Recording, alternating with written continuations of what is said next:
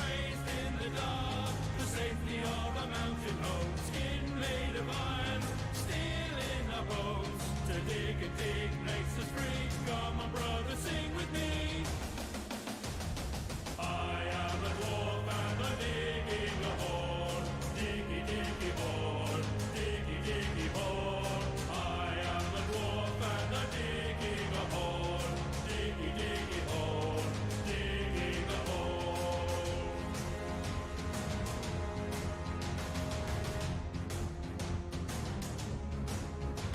The sunlight will not reach us low. Deep, deep in the line. Never seen a blue moon glow. Fill a glass and down some meat. Stop your bellies at the feet. Stumble home and fall asleep, dreaming in our mountain deep. Born underground, grown inside a rocky womb. The earth is our cradle, the mountain shall become our tomb. Face us on the battlefield, you will meet your doom. We do not fear what lies beneath, we can never dig too deep. I am a dwarf and I'm digging a hole. Diggy, diggy hole, diggy, diggy hole. I am a dwarf and I'm digging a hole. Diggy, diggy hole, digging a hole. I am a dwarf and I'm digging a hole. Diggy, diggy hole, diggy, diggy hole. I am a dwarf and I'm digging a hole. Diggy, diggy hole, digging a hole.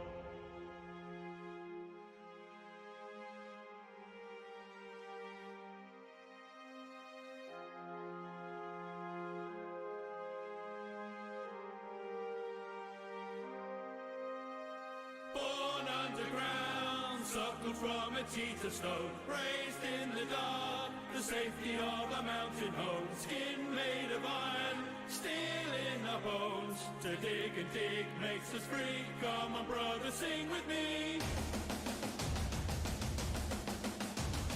I am a dwarf and I'm digging a hole. Diggy, diggy hole, diggy, diggy hole. I am a dwarf and I'm digging a hole. Diggy, diggy hole, digging a hole. I am a dwarf and I'm digging a hole. Diggy, diggy hole, diggy, diggy hole. I am a dwarf and I'm digging a hole.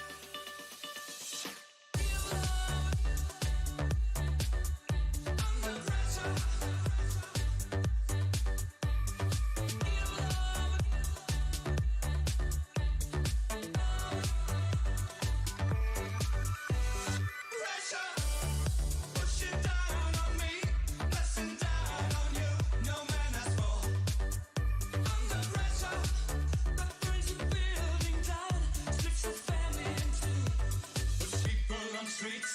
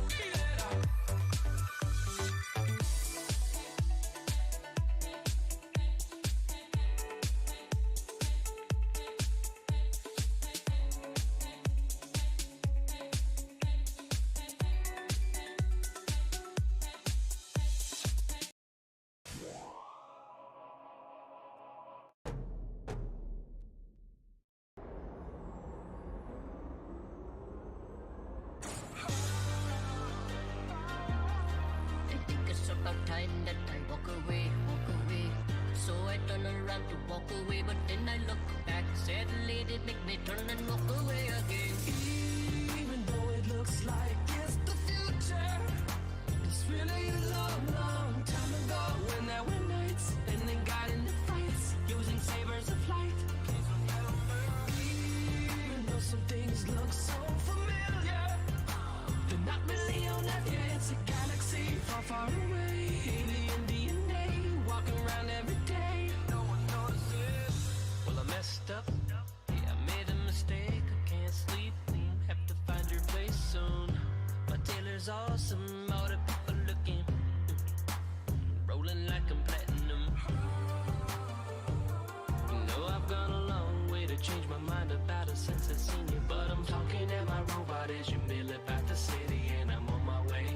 Girl, there's something that you need to know.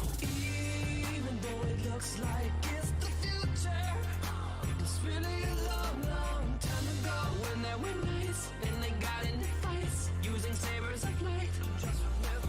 Even though some things look so familiar, they're not really on Earth, yeah, it's a galaxy far, far away. Alien DNA, walking around every day, and no one notices. Space station blown away, it's not the future. Floating in the diaper tank, it's not the future. Space leprechaun fade away, it's not the future.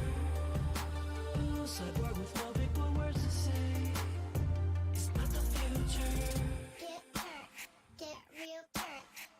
Get turned, get real turned. Well, I'm a jaywalker, got a lot of fresh damage, oh no. I can't always be around to explore foreign love, overflowing for your love.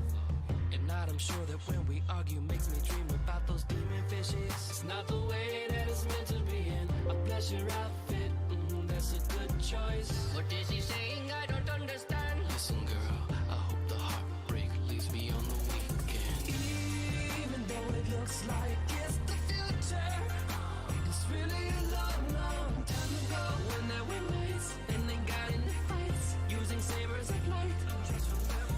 Even though some things look so familiar, they're not really on Earth, yeah, it's a galaxy far, far away. Alien DNA, walking around every day. It's a place where furry creatures dance, but they're not teddy bears.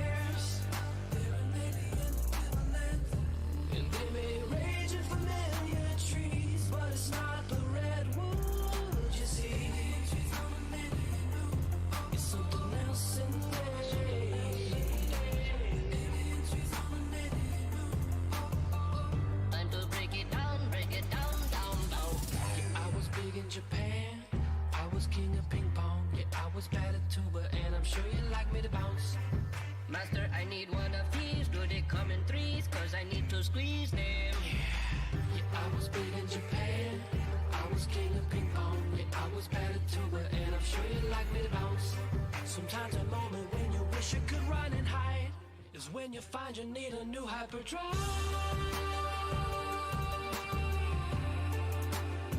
It's not the future. I sometimes wish we could get away.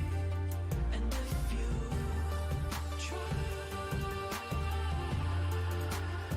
it's not the future. Just make sure if you're hiding in a cave that is really not some giant space snake.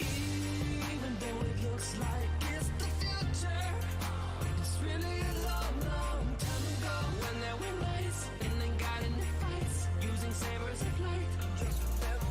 Even though some things look so familiar, they're not really on Earth, yeah, it's a galaxy far, far away. Alien DNA walking around every day. No one notices. Even though it looks like it's the future, it's really a long, long time ago when there were lights and they got in their fights using sabers of light. It's just the future. Even though some things look so familiar, they're not really on Earth, yeah, it's a galaxy far, far away. Alien DNA walking around every day. Get real turn. Get turn. Get It's not the future. Get turn. Get real turn. Get turn. Get It's not the future.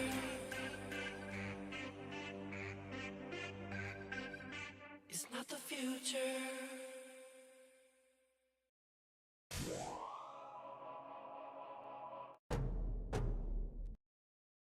I have the high privilege and the distinct honor of presenting to you the President of the United States. For this final one, we're going to try to make it a little shorter.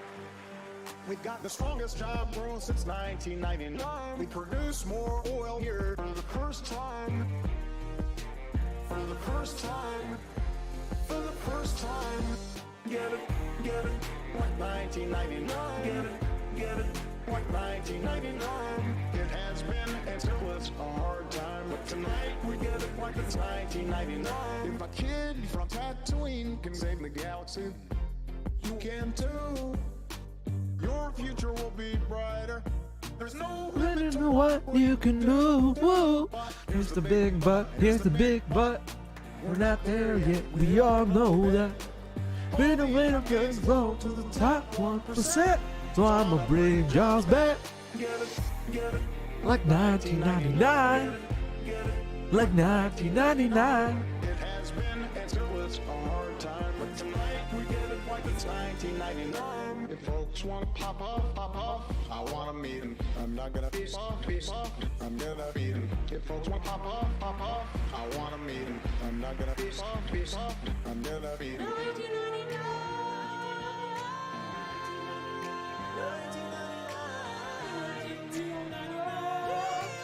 Here's the big butt, here's the big butt. Our economy is growing like 1999. The crime rate came down for the first time. For the first time. For the first time. Get it, like 1999. Get it, like 1999. It has been until it's a hard time, but tonight we get it like it's 1999. Got the strongest job growth since 1999. We produce more oil here for the first time. For the first time. For the first time. Get it, like 1999. Get it, like 1999. It has been and still was a hard time. but tonight we get it like it's 1999. Schmo, yo, Oh, my elbow! 2016. Fuck. I love you more than you will ever know. Let's hear that again. You can see I might take like 20 minutes to just chill and listen to some chillaxing shit. How's that sound, guys? Before we get into the depressing stuff. There's a lot of depressing stuff up ahead. The President of the United States. For this final one, we're going to try to make it a little shorter. We've got the strongest job growth We'll put this since timer. 1999. We produce more oil here. Here's the fun timer. first time. For the first time. Get up, get up, 1999. get up, get up. Check out Smo Yoho Boys and Bad Lip Reading and Stellar Music, who made a David Bowie and Queen Stellar remix. Your future will be brighter. There's no Limit to what we can do. Here's the big but, here's the big but. We're not there yet, we all know that. all the income gains flow. You're the top 1%. Gonna bring jobs back. Get up, get up, 1999. get up, get up. 1999. It has been and still was a hard time. I have the Alright, let's high play this privilege again. and the Let's play it distinct again. honor Oh, this is a good ass presenting song to though. you the President of the United States. Check out Smo Yoho if you guys like this. Try to make it a little shorter. We've got the strongest job growth since 1999. We produce more oil here. For the first time. For the first time. For the first time. Get up, like 1999. Get up, like 1999. It has been and still is a hard time. But tonight we get it like it's 1999. A kid from Tatooine can save the galaxy. You can too. Our future will be brighter. There's no limit to what we could do. Here's the big but, here's the big but. We're not there yet, we all know that. All the income flows to the top 1%. Gonna bring jobs back. Get up, like 1999. Get up, like 1999. It has been, it still was a hard time. Tonight we get it like it's 1999. Those wanna pop off, I wanna meet him. You don't wanna meet off, I wanna meet him. Folks wanna pop off, I wanna meet him. I'm not gonna piece off. I'm gonna be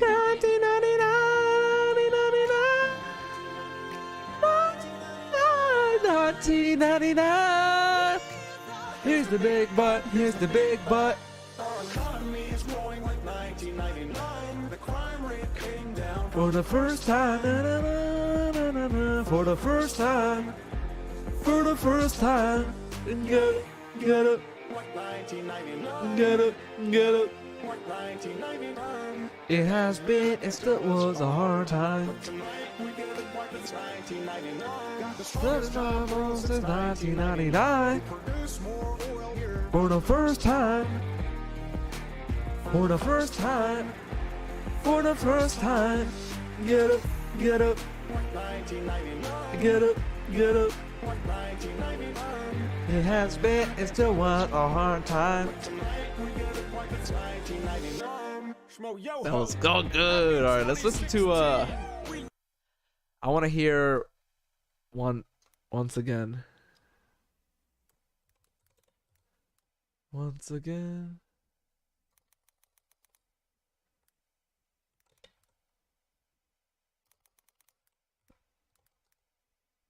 Here we go.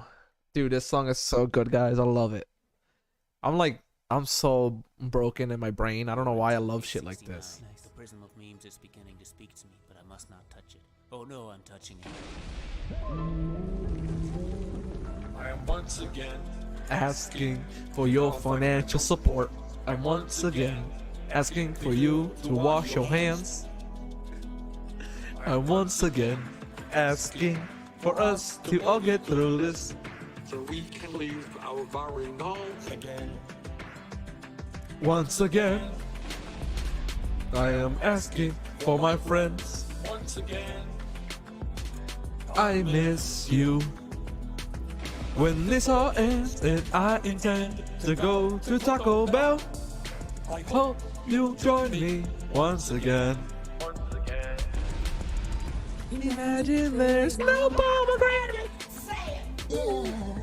No lamb in a river will all. Hey, hey! Something to count on, or it is hard to do.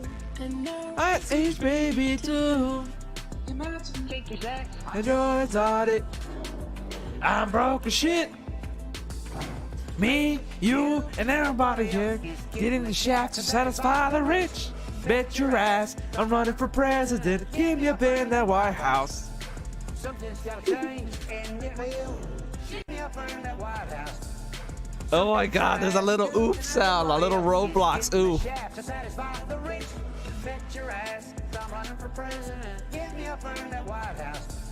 Oh my God, that's so good. Once again. Some good ass audio engineers, dude. I heard that little oof. I miss you. When this all ends and I intend To go to Taco Bell, I hope you join me once again. Once again. has fallen into the river in Lego City. From the new rescue helicopter. Hey! Hey! Hey! Build a helicopter. Build it quickly. It's not going to be pretty. Go off to the rescue. In Lego City, I'm Pickle Rick. You're gonna tell me it's an alien dick. I'm Pickle Rick. And what more do you want tacked on to this? I'm just trying to figure out why. The reason anyone would do this if they could, which they can't, would be because they could, which they can't. Boom! The payoff is huge. I'm a pickle! I'm Pickle Rick! Once again, hey! I am asking for my friends. Once again, I'm Pickle Rick! I miss you. It isn't hard to do. When this all ends and I intend to go to Taco Bell, I hope you'll join me. I love that meme, bro. The Bernie meme. Once again, I am asking for my friends. Once again, Day of reckoning will come. I miss Papa John's. That dude said the N-word, I think. intend to go to Taco Bell. I'm a pickle! I hope you'll join me once again. Big Connect. Yeah, guys, check out Smo Yoho. They're so good, man. They make the best shit. Bro, I want to hear the song one more time until it gets up to the lion saying "ooh." Speak to me, but I must not touch it. Oh I'm gonna put the volume up. I am once again asking for your financial support. I'm once again asking for you to wash your hands. I am once again asking for us to all get through this so we can leave our borrowed homes again.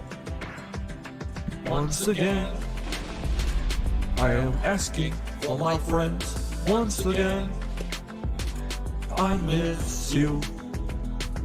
When this all ends, then I intend to go to Taco Bell. I hope you'll join me once again.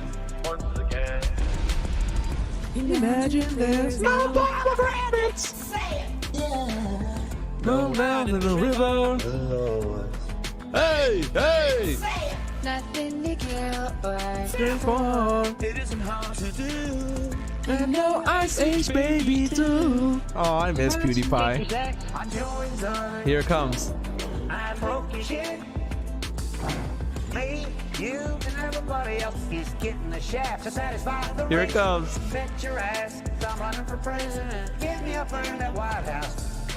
Something's gotta change, and it will.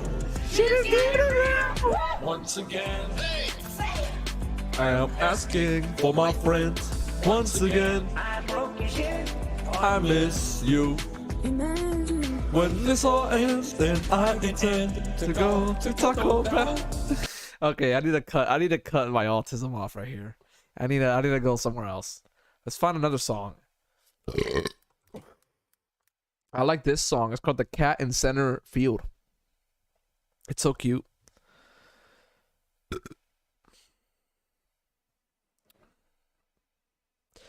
No, no, no, no, no, don't pick that up. Easy there, G. Oh, look at that kitty. The cat In center field. Definitely looking for a way out of here. I feel like that sometimes. The cat In center field. is gonna knock on the door here. No, don't pick that up. Don't do it, don't do it, don't do it, don't do it. Don't do it, don't do it. Uh-oh, don't do it. He did it. Now the cat's gonna take a lap. No way out over there. Remember I told you that night. A long, long time ago. Oh, I mean, he's looking up, up, but he sees sunshine and flamingos. Whoa, I don't know. Was there a long time ago? Sunshine and flamingos and flamingos. Whoa. The cat's mind has to be blown. Look at this cat. Aww. Stuck by the cat. Baby, baby, baby, our love is like a cat in center field.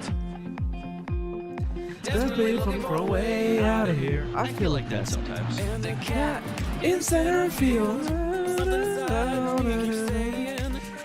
no, no, no, no, don't pick that up. Do it, don't do it, don't do it, don't do it, don't do it, don't do it. Uh-oh, don't do it. There's no way out over there. Remember I told you that night a long, long time ago. Oh, when you scratch Scratch me in my eye, I see sunshine and slowly glows. Oh, I don't know, where's that cat gonna go? Sunshine and flamingos and flamingos. The cat's mind has to be blown. Sunshine and flamingos. Whoa, I don't know, where's that cat gonna go? Sunshine and flamingos and flamingos. And my mind has to be blown. the cat In center field. Smoke yo ho.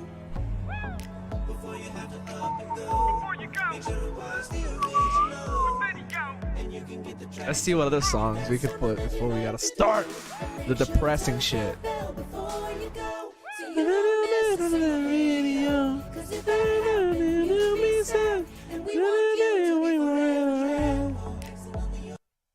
This song will get me that guy will copyright my shit. Well, not really, but you know what I mean. He copyrights his stuff. Let's watch this one. This is good.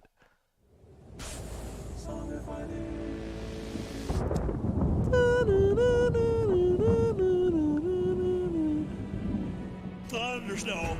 Lightning strikes.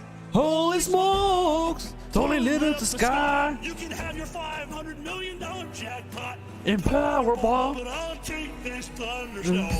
Lightning strikes. Holy smokes! Totally lit up the sky. Dude, I'm telling you, this is Chicago all over again. Yes, listen to that. Thunder snow. Thunder snow. Thunder snow. Thunder snow. Thunder snow. Thunder snow. Listen to that. We got it. Oh, again, that's a twofer. That's a twofer, baby. Twofer, bro. Yes, yes, again. That's a three. A three. Oh my goodness. You gotta be kidding me. Was that another one? Wow. Oh my god. 4, 5 strikes. Dude, that's number 6. You gotta be kidding me. 6 episodes of Thunder Snow. Is it rare for it to snow and thunder? Holy smokes. Totally lit up the sky. Is that much of like a mind-blowing thing? That guy looks so excited. Lightning strikes. Holy smokes! I love his enthusiasm. Dude, I'm telling you, this is Chicago all over again. Yes, listen to that. Thunder snow. Thunder snow. Thunder snow. Thunder snow. Thunder snow. Thunder snow. Listen to that. Thunder snow. Dude, that's so funny. This one's really good. Dude, Smo Yoho makes some of the best music. You're gonna battle. You're gonna fight. Win or lose, you're gonna be alright. Regardless of the scoreboard, you can do anything that you work for. You guys had one heck of a game tonight. You're gonna battle. You're gonna fight. Win or lose, you're gonna be alright.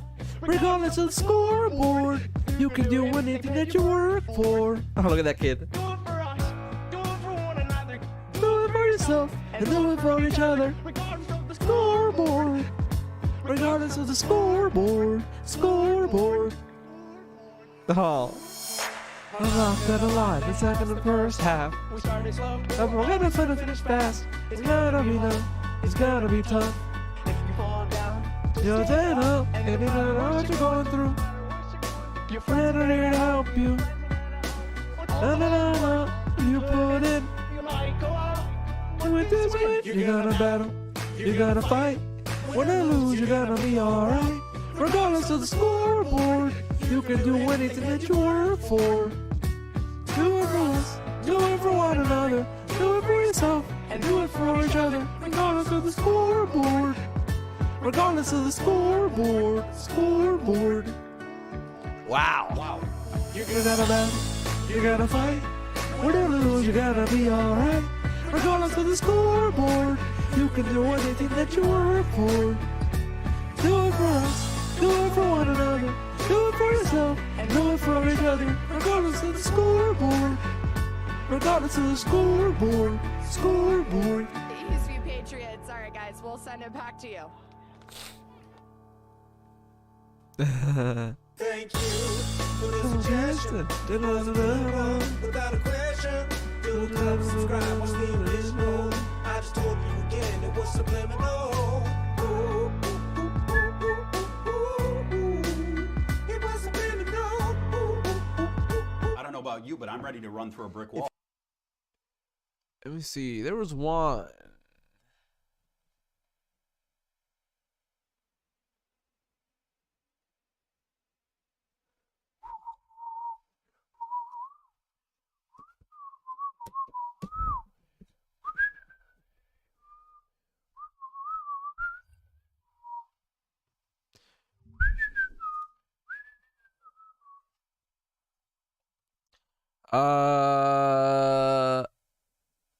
Calgary Stampede. Ooh, should we watch some? Ooh, I don't know. Support is your word.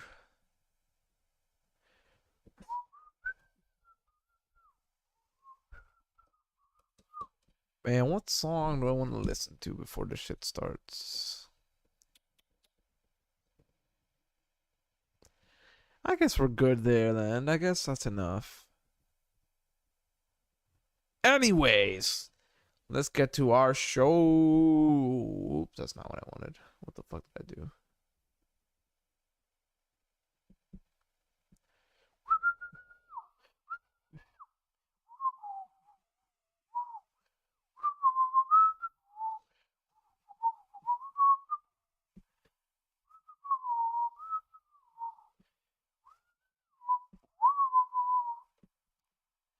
Regardless of the scoreboard. Regardless of the scoreboard. Scoreboard. Let's put this back here.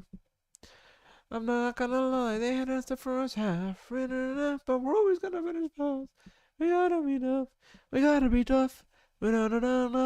Just stand up. Ain't no matter what you're going through. Your friends are here to help you. Alright, guys. Let's start with the depressing, sad, depressing, shitty, genocidal news. And our government supporting it. Let's start. First, let's watch a nice video. Let's watch a nice video, a humble video by Living Bobby. He goes to a Palestinian family, and they let him stay over at their house, and he stays over there in the West Bank. This is before the Hamas stuff. This is like 4 years ago, but there is still occupation and oppression during this time. So let's watch. Our latest round of violence started on Friday. Palestinian factions are calling for 3 days of raid. Racked by instability, by terrorism, mistrust. Hebron is the epicenter of the tensions right now. Killed 16 people and injured 200.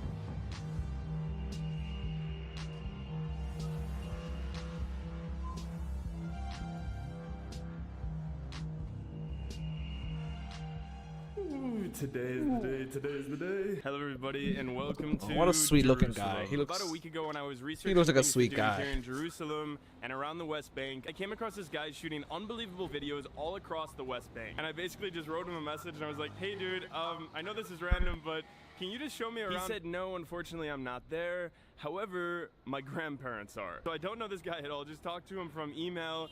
And I'm meeting his grandparents right now in a small village in the middle of the West Bank. I don't know too much about the culture, and I'm not sure if I've ever actually eaten Palestinian food before. So this is all new. This is all going to be kind of a first impressions take on this area that not many people know too much about. So right now I'm ordering a taxi, and yeah, let's see how this goes. Hello, for Bobby? Yeah.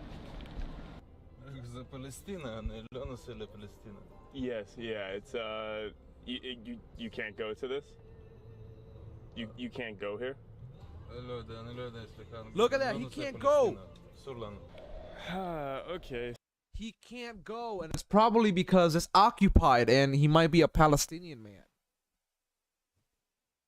Is my mic working? What's going on? Oh yeah. Yeah, so he literally, that taxi driver can't take him to Palestine, and it's probably because the checkpoints won't let him go through. There's so many checkpoints around the West Bank. Because it's being occupied by Israel. I got in a debate with my girlfriend's dad over this. And I'm going to find every single law that's in Israel that allows this stupid oppression. So this is not going to be as simple as I thought it was going to be. Arab driver. Hello. Hi. Thank you.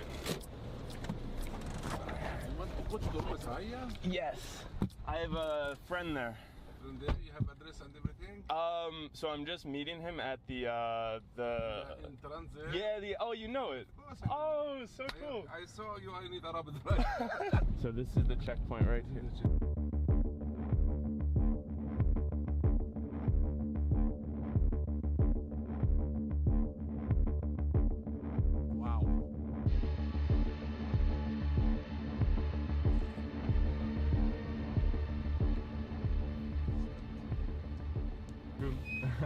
Hello. Yes, YouTube. What's YouTube channel? Where are you from? Living Bobby. Living Bobby? Yeah, I'm from New York. Oh, New York? New York? Oh, Good. My New York. Thank you.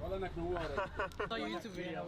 Oh, no way. You've seen the videos? Yeah, I've seen videos. Dude, that's awesome, man. Wow, great to meet you. How are you doing? Good. You will come to Turmataya. Thank you and so much. And you will come to Palestine. Ah, thank you. Yeah. Hi. How are you? Nice to meet you. Nice to meet you. Mustafa. So nice. What's your favorite song? Sorry? What's your favorite song? My favorite song? Yeah. Ooh.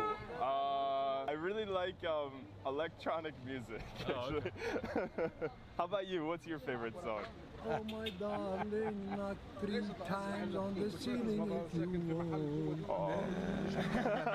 I am absolutely just overwhelmed by that. Welcome. Wow.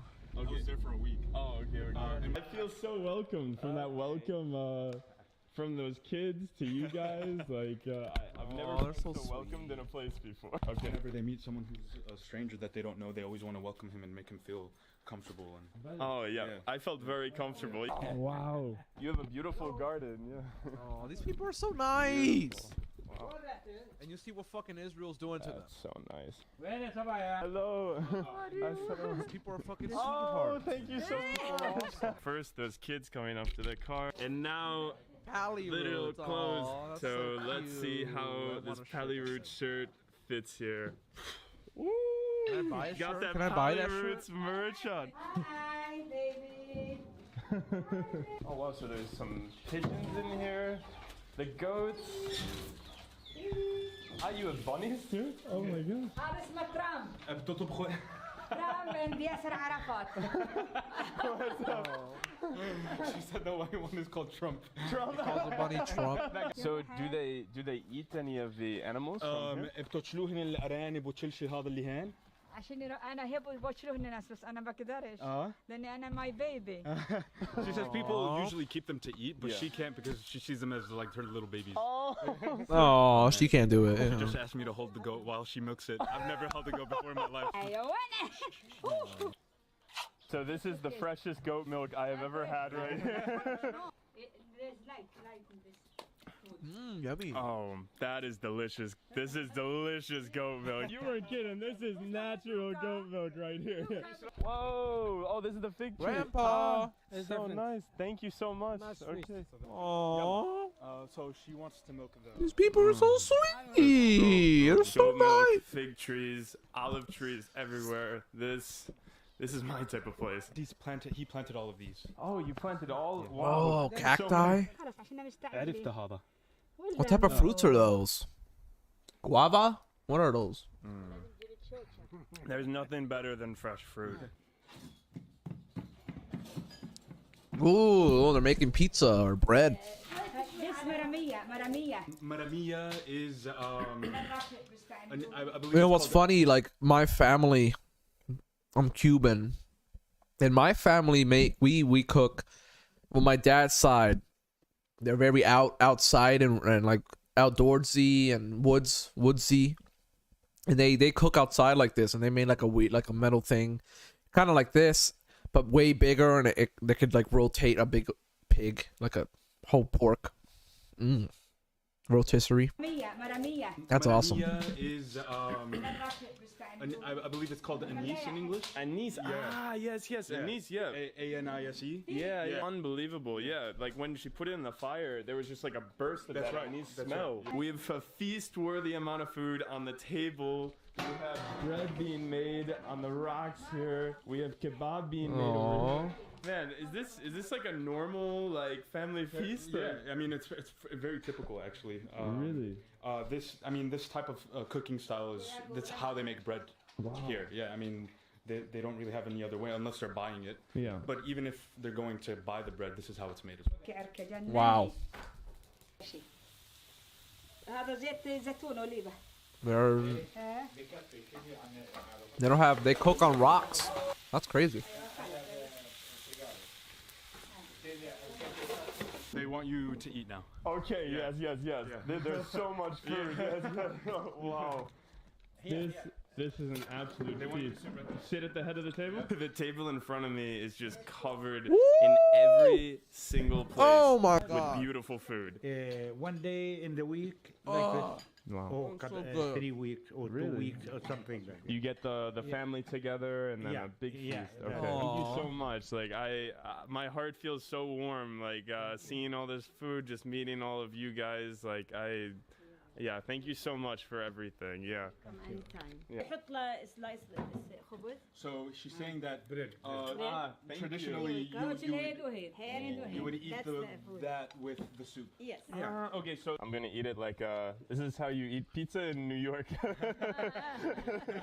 You fold it They call together. it Arabic pizza here. Oh yeah. Yeah, a lot of people call that Arabic pizza. Oh, it's so funny. Yeah. سبحان الله يا مصطفى النصيب جيت انت سبحان الله Yummy. لانك انت وياه مثل بعض رجال يعني وحلو يعني Unbelievable. Oh, thank you so much. So they wanted me to explain to you that this traditional food, that's so specific good, food dude. is Chicken, mostly man. Ooh, what's made that, in the salad? wintertime. Oh, really? Because it keeps you warm. So obviously you have Like the a soup, sauce? which is you have it warm, and then this this type of food, it keeps you warm during the winter. So they have this a lot during the winter time. Gotcha. And do you ever combine the kebab with the Arabic pizza? I'm missing out culturally, bro. نحط اللحمة مع Yes. Oh, okay. Thank you so much. That's a beautiful bite right there. Yeah, you know.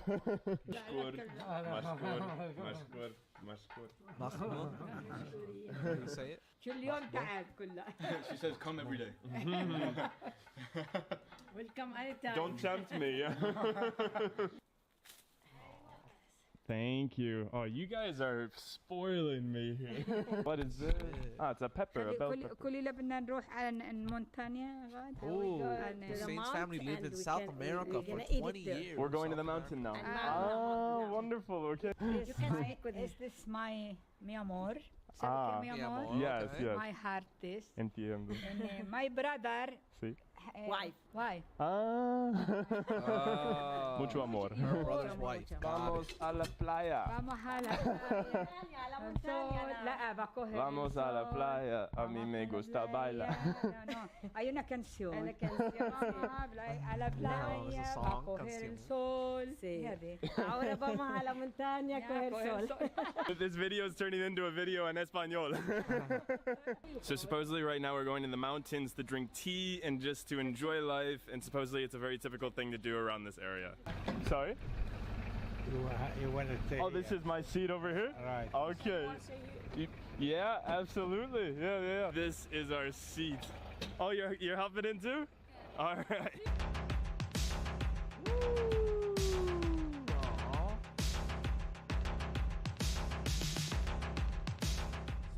Completely out of the city now and truly in the country. We're on a dirt road, and what's over here? It's a zatar farm? Oh yes, that's right, that's zatar.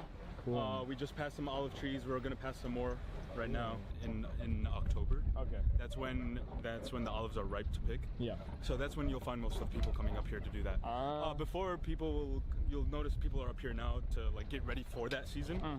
You know, they'll start hiring people and they'll start like getting their grounds ready and all that stuff, and then in October they'll start picking the trees. Gotcha. Yeah. But people. You guys gotta remember, right now, Israel, the government of Israel, the right-wing government of Israel, is allowing settlers, right-wing Zionist settlers, to come in and destroy their olive trees and you know, uproot their olive fields and take all their shit, the Palestinian stuff from the West Bank.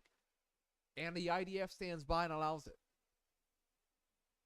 People, do they come I don't know what law allows them to do this, but it's allowing them to do it. Absolutely, all the time. Sometimes at Fridays, sometimes at Saturdays. Yeah. People just come here just to relax. Yeah. People are barbecuing, just sitting here and enjoying the scenery. All right, we have officially arrived, and this view is absolutely incredible. Some sage tea and then some mint in there as well. Yeah, it's okay. Thank you. Beautiful. All right, so it is officially tea time. Do you guys do any sort of like cheers here? Like Saha. Okay. Saha. Okay. Saha. So where does he want to follow Grandpa? I think he wants to just walk us like up the hill. Show us some of like the olive trees. These olive trees right here to our right. Yeah. He planted those himself. Oh, he planted these olive trees. These olive trees here on the right. Yeah. He's planted. Oh wow. Yeah. Wow. Every family in the village has a portion of the land. Yeah. Okay. And the land is passed down through generations. Gotcha. Yeah, so then his sons will inherit his land, and then they'll take it, they'll take care of it, and then so on and so on. Gotcha. So that's why everybody comes up into the mountains. That's why there's a culture here. That's right. Because everybody has a piece of the land to plant anything that they want. Yeah. Cool. They come to eat them. They come to. They come to pick the olives and everything. That's cool. That's such a special culture, because then everybody can have fresh food. Absolutely. They can have fresh, you know, any type of fruits or olives or anything. Guys, 10,000 likes and Bobby will do another video. Oh, 10,000 likes. These are his brother's trees. Okay. How many likes does this have? 100K likes. Has he done another one? His brother planted these. Gotcha. Oh, in the no, 80s. man, I'm In the 80s. crying already. Like, Okay. not even that far. Poor kid. My father. All right. Oh wow. Your father planted this tree. Wow. I love this. You just walk around the tree, you look for the right branch, and then you just stick your hand in, you pick it, Boom. and boom. This is wonderful.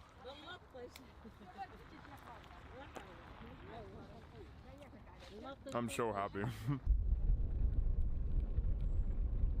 Poor kid, man. I hope he's doing alright. I hope his family's okay. Too much food. Too much food, yeah. This is my room. Ah, thank you so much. Oh my gosh, guys. So what a Dude, they're so day. sweet. Before getting here, I had no idea what to expect. Everything was up for chance. And yet today, I mean, the people, Hussein's grandparents, everybody received me like a family member. It made me feel like I was a part of a community, that I literally belonged here. And actually, in literal terms, this was not a part of the plan. Like, if you see behind me, this is not a hotel. This is Hussein's grandparents' house, who after tea said, Bobby, you must stay with us because we want to show you the city of Ramallah tomorrow. And I was just like, okay. So super exciting stuff coming at you guys. On Friday, I'll be releasing a rare Palestinian food. And yeah, I don't know. I mean, leave a comment down below, guys, if you guys have any suggestions, or just overall what you thought of the video or Palestine. Dude, I this love dude your should go guys' back comments. I love hearing from you guys. Every This dude comment should go means back so and much. check up on them, man. Make sure they're I don't doing know. I'm alright. so excited. I'm excited to sleep because I'm really...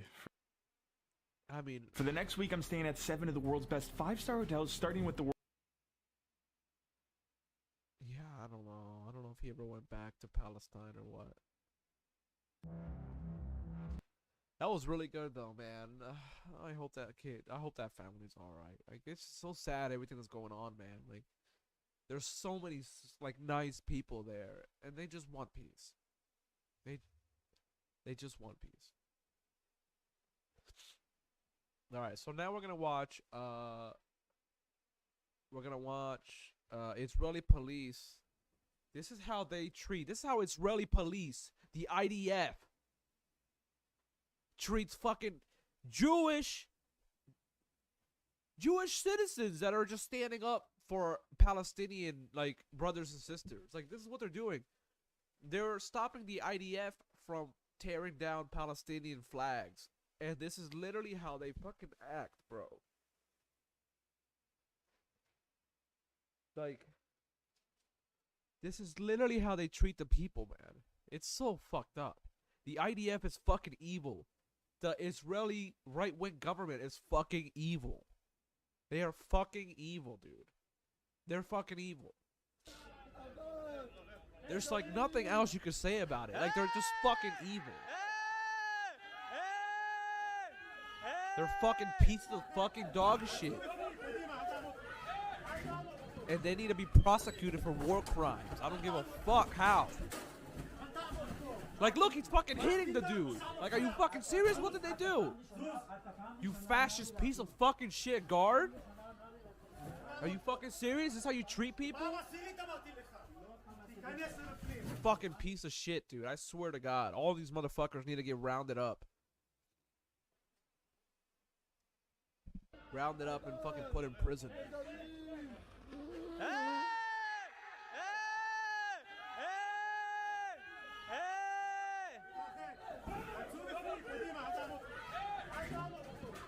They're just fucking, they're literally thugs.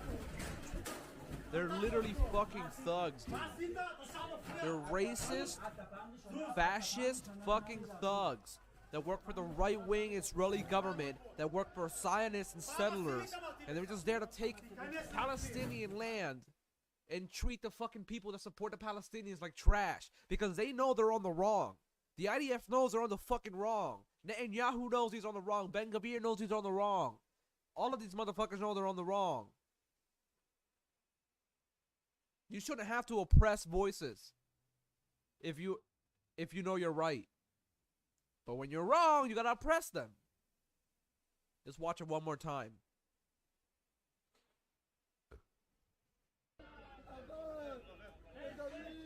So they go asking him questions, right? They're asking him a question. I don't understand.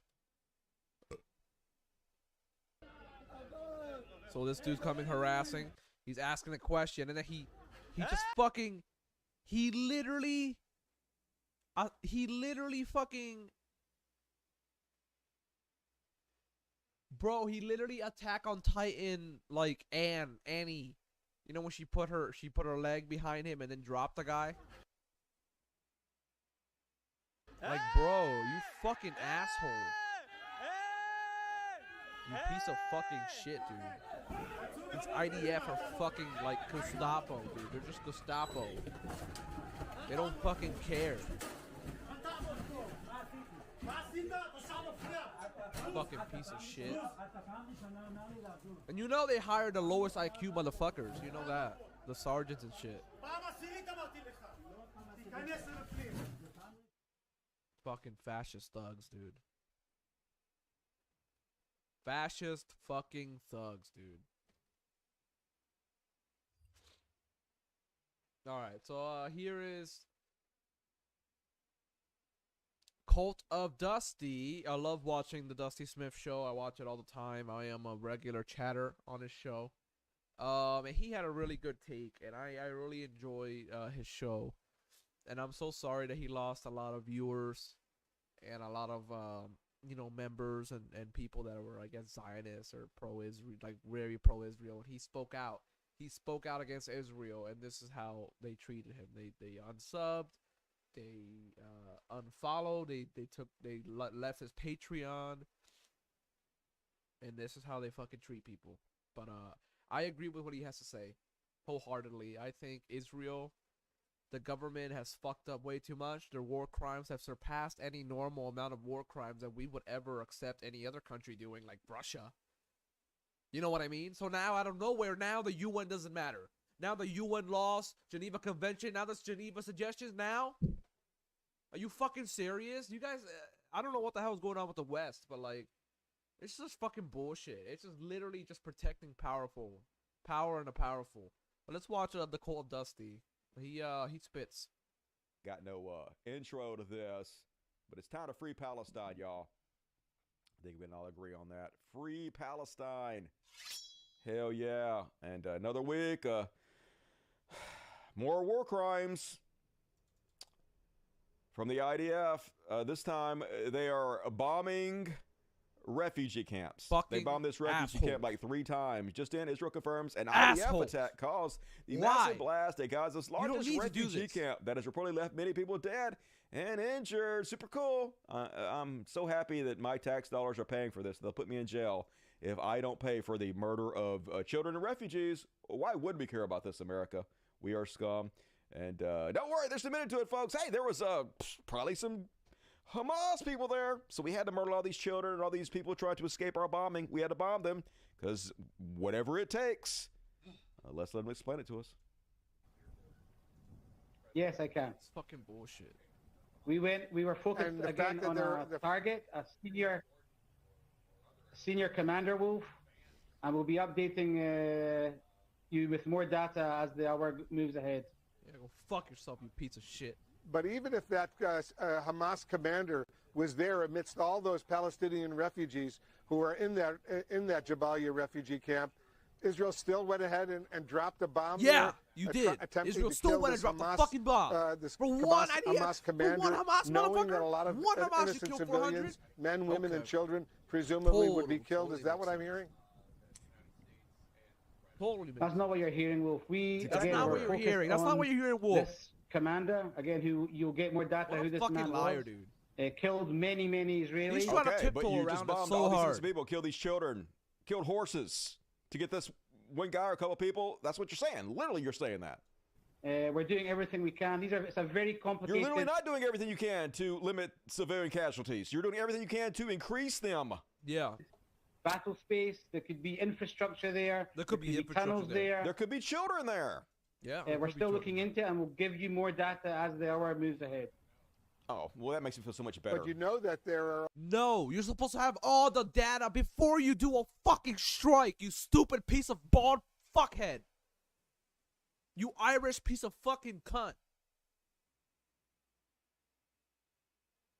You're supposed to do all the fucking research before you strike a location and kill people. Especially when you are a powerful country with the backing of an even more powerful country. You have space age technology and you're fucking striking poor people, you fucking dickhead. You don't give a fucking shit. You don't give a shit. A lot of refugees, a lot of innocent civilians, men, women, and children in that refugee camp as well, right?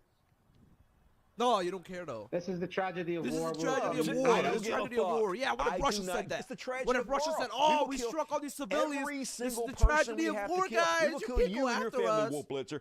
Tragedy of war. I don't give a fuck. I do not. It's the tragedy of war. We will kill every single person we have to kill. We will kill you and your family, Wolf Blitzer. We will nuke the United States if we have to. Whatever we have to do for peace. As you know, we've been saying for days, move south.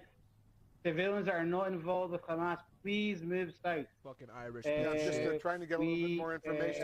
You knew there were civilians there. You knew there were refugees, all sorts of refugees, but you decided to still drop a bomb on that refugee camp, attempting to kill the Hamas commander. Where'd your By the way, hairline was he go, killed? bro? I can't confirm yet. There'll be more updated. You can't confirm if the Hamas guy was killed. About the civilians there, we're doing everything we can to minimize. You did. If you drop bombs on civilians, motherfucker, you are not doing everything you can goddamn do to limit civilian casualties. What in the? It's like the gaslighting. It's so fucking insulting. Fuck everything about Israel at this point. Fuck everything about this motherfucker. Fuck everybody who supports this. Fuck you for insulting my goddamn intelligence. Fuck you for trying to gaslight me. And fuck you for killing children. Again, sadly, they are hiding themselves within civilian population. And again, we are doing this stage by stage. That doesn't matter if they're hiding within civilian population. If a fucking police officer went to a bank robbery and there were hostages and the cops shot the hostages trying to kill the fucking bank robbers, we will be outraged. And we are. It's fucking stupid. It makes no sense. And we're going to go after every one of these terrorists who was involved in that heinous attack on the 7th of October. Wolf. Just evil. Just like, it's almost like, and like, I really think they are, folks, to be honest with you. I don't really conspiratorial. They're trying on purpose to create terrorists. They are. Because the more terrorists they create, the more people that are going to attack them, and then the more justification they have permission from the world governments to go in there and eliminate them and take their land. They're 100% trying to create terrorism. Yes, I agree. That's the only explanation for this. Totally true. And you and I are fucking paying for it, my fellow Americans. Meanwhile, Freudian slip of the century. Look at this bitch. Holy shit. So this is a spokesman for the Israeli government. And when you're saying this quote, this is something you might want to get right.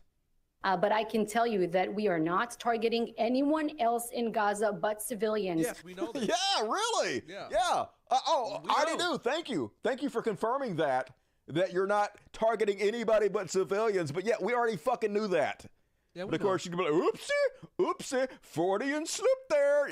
Oof. I can tell you that we are not targeting anyone else in Gaza but civilians. Yeah. Hamas is cynically, but rather terrorists, of course. But I can tell. Yeah, right.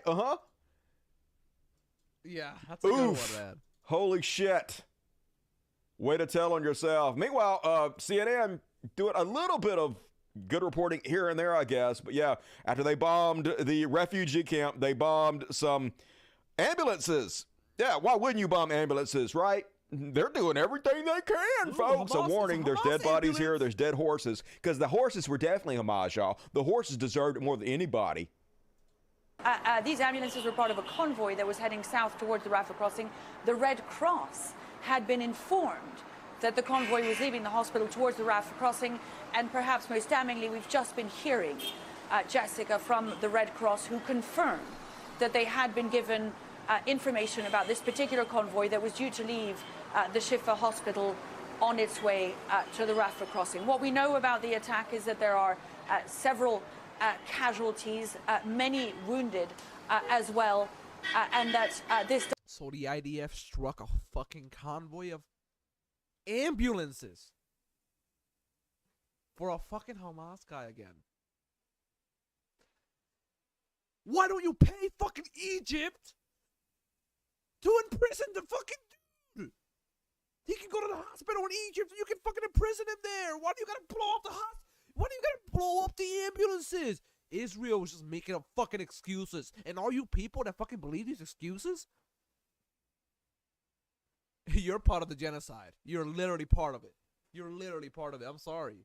It does appear now to have been a convoy of wounded Palestinians being taken to the Rafah crossing that was hit as part of that IDF strike, now claimed by the IDF again, with the idea that this was part of their operation to take on Hamas. The evidence that we're getting from those sources, not just inside the Al-Shifa hospital, but again, from the Red Cross, does seem to contradict that. Yeah, it contradicts it. I bet it does. But no, hey, there was a Hamas guy in one of those ambulances. We had to kill and we had to murder all these innocent, injured people that we previously injured. We're the ones that injured them.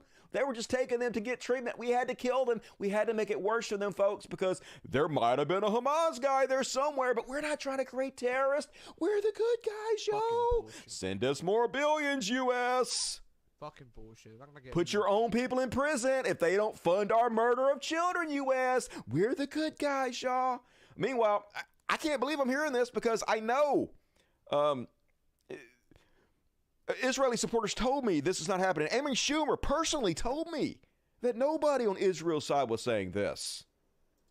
Only innocent people that are in Gaza now are the 229 hostages that were taken.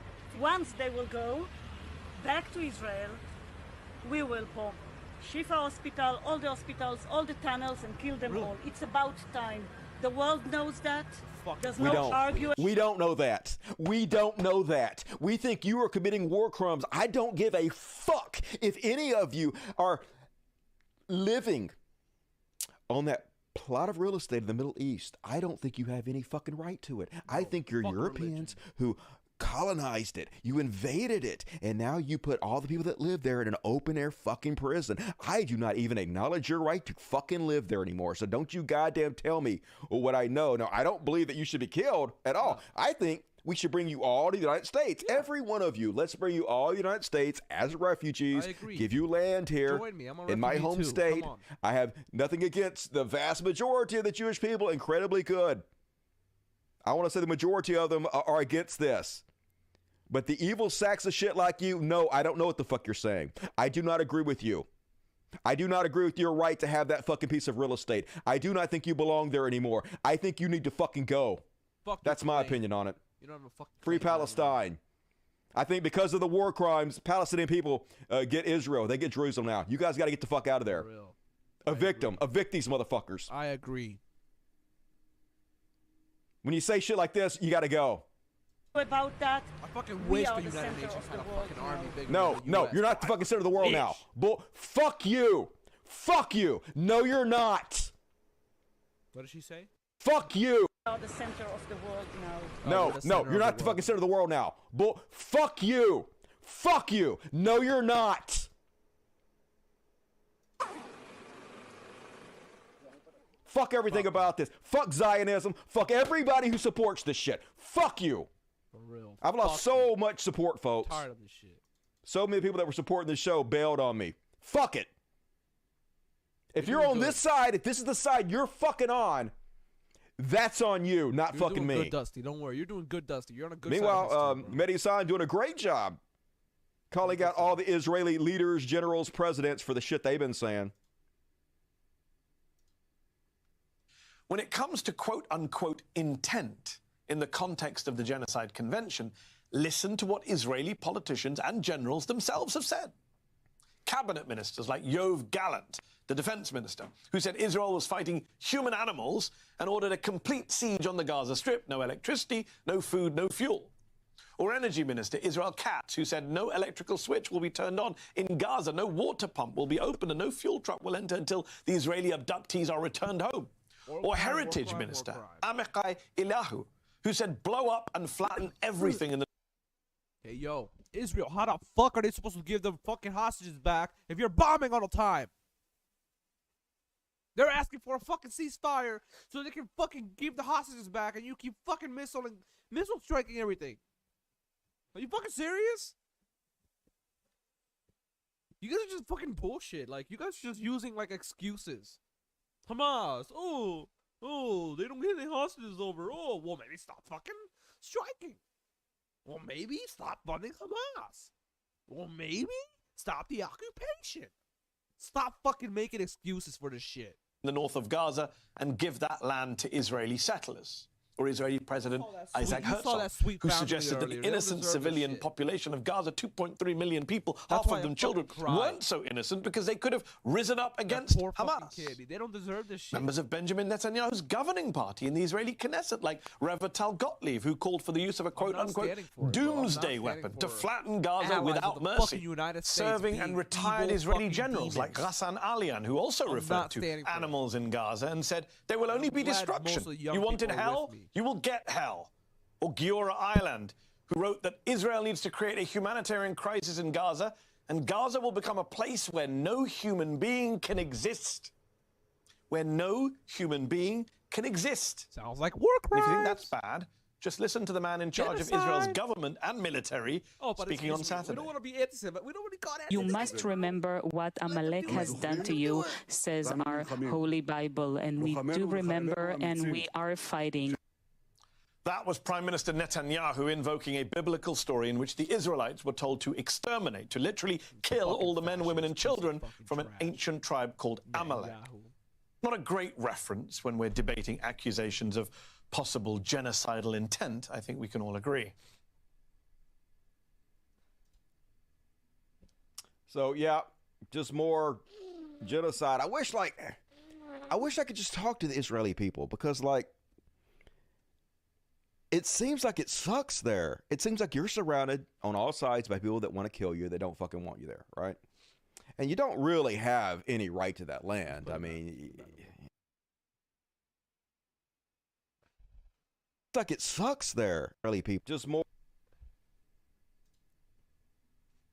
So, yeah, just more genocide. I wish I could just talk to the Israeli people because, like, it seems like it sucks there. It seems like you're surrounded on all sides by people that want to kill you, that don't fucking want you there, right? And you don't really have any right to that land. I mean, yeah, I know some people that were Jewish had that land 4,000 years ago, but mostly you're like Europeans who invaded the area. Motherfucker, most humans are from fucking Africa. We migrated from Africa, so like, can America just go and fucking invade Africa and take over Africa? No! Doesn't matter your stupid claim, you fucking dumb fucks. The climate seems like it's shitty. It's all fucking sandy and shit, surrounded by all these people wanting to kill you. I hate sand. Wouldn't you want to come somewhere that's better? Rough. Like Mississippi, I know it takes a lot of shit, but it's so green here. People are fucking nice. Like, it just seems like you guys would be better. Instead of playing like $3 billion every year to buy, an Iron Dome to make sure that all these people that surround you don't want to kill you. Like, we can take that money, we can invest it in your future and like building a futuristic city here. Like, there's no reason for you to be there. It just doesn't make any sense. There's nothing there. Literally, there's nothing there for you. It's just other than the bullshit religious stuff that's all fairy tales. Has no bearing on reality whatsoever. The geography sucks. Why stay somewhere where nobody fucking wants you there when you can come to a place where people would love to have you here, where you would be safe, where you wouldn't have to go through this forever? I wish I could talk sense to them.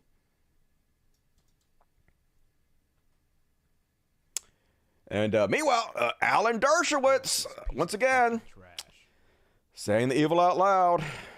Remember that the citizens of Gaza, these innocent civilians who so many people are shedding tears about, they voted for Hamas. Right. Hamas didn't have an election in like the last 20 years. The average age of people in Palestine is 19. The vast majority of people there did not vote for them. But let's say they did. This is the exact same excuse that Osama bin Laden used to bomb innocent civilians in 9/11. Yup. To bring the towers down. They said we should have risen up and overthrown our government, that every single person was a part of this, that there were no civilians. That's what he said. That's what terrorists always say. You're literally repeating terrorism right now. In the last election, and they would probably vote for Hamas today. So, yeah, they're non-combatant. Also, this motherfucker literally defended Epstein. Jeffrey Epstein was defended in court by this motherfucker, Alan Dershowitz, or whatever the fuck his dumb name is. They're civilians, but they're supporters of Hamas. Whereas the people who were killed in Israel, many of them were not supporters of Netanyahu. Many of them represent. You don't know what these people supported. You don't know these children that died. You don't know anything about them. You're just trying to hand wave away the murder of children because you're fucking evil as shit. And a kind of left-wing kibbutzniks, peace activists, people who are opposed to the Netanyahu government, people who wanted a two-state solution, people who are opposed to the settlements, people who are opposed to the occupation. And Right, and everybody who had something to do with it, every one of Hamas should be wiped out for that. They're terrorists. They are not good people. That's fine. We should go in with special forces and wipe them out. You don't indiscriminately fucking bomb children because that makes more of them. That makes them less likely to support you. It's like you're doing it on purpose. Nothing else makes any sense, folks. It doesn't make any sense to think that they're not trying to create terrorists when what they're doing is 100% going to do nothing logically except for create more terrorists, create more Hamas supporters. You're killing their families, guys. You're Right. killing their whole family. they were killed. And so when you With look at these airstrikes. civilian deaths, you have to ask yourself a question. How many of them really are civilians? Remember, A lot of them. You don't fucking know. Holy God, just pure evil. Meanwhile, this guy, 21 of your family members killed. Imagine 21 family members killed. Then you get on the media, and this is how they treat you after 21 of your family members are murdered.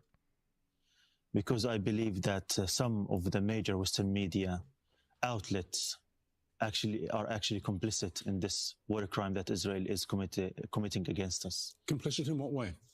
They provided Israel with the cover and atmosphere to do the massacres against us. The coverage has never been adequate on Palestine. Right. There has been a lot of misinformation. There has been a lot of lies about what actually happened, not only in this conflict, not only since the 7th of October, but for 75 You see the shit? years. You see the shit? You're creating fucking terrorism. When you murder people and you kill their fucking kids, you're creating Not fucking only in this terrorism. Look at conflict. this man's fucking face. Look at this man's fucking The face. coverage has never been adequate on Palestine. Right. There has been a lot of misinformation. There has been a Not lot this of guy. lies But about look what at this actually guy. happened. Look not at only him. in this conflict, not only since the 7th You of think he's October, having a good fucking but time? for 75 years. He of the probably conflict. lost people. Now, you're talking about we, speaking as a Palestinian. Israel's very clear that this is against Hamas, a terrorist organization that perpetrated the most horrific atrocities. You can't indiscriminately I can bomb understand why you, in the absolute Especially when you claim to be vortex the of your world grief, democracy. feel anger. Yeah, they killed you're, 21 fighting for of my human rights family and shit. members. Get the fuck out of A here. You're little bit alive. miffed. But what can be done for the sake of all those there? Because what we don't want to get into is a war of words and hate, do we? Oh, Of course. Oh, yeah. We'd hate to talk bitch. mean about this shit Fucking hate while they're you. dropping bombs, killing innocent children. Yeah, we'd hate to make them feel bad about it, y'all. Of course, we don't want a word of war or hate, but we need to be clear about something. This is not a war against Hamas. My family are not Hamas. My 14 nieces and nephews who are children, all under the age of 13, ranging from 1 to 13, are not Hamas. And they were killed. They were brutally killed while they were asleep. Look at that. Those kids This are is not fucking a war, Hamas, huh? against Hamas. Fucking This is a war assholes. against the Palestinian people. And it has been always against the Palestinian people. My father is 75 years old. And he was born a few months after the Nakba. Do you know what the Nakba is? The Nakba is the year in which Israel, the Zionist militias, forcibly displaced 750,000 Palestinian people from their homes and lands to create the state of Israel. This is what actually happened. We have been living under this war and conflict and onslaught and massacres for a long time, and it is right now. And It is your the time to father stop was that. Yeah, but don't be mean about it. Let's just all sing Kumbaya as they murder your 21 family members. I'm sure that doesn't make you in any way want to be terroristic, does it? Meanwhile, giant fucking... Let me go to the bathroom real quick.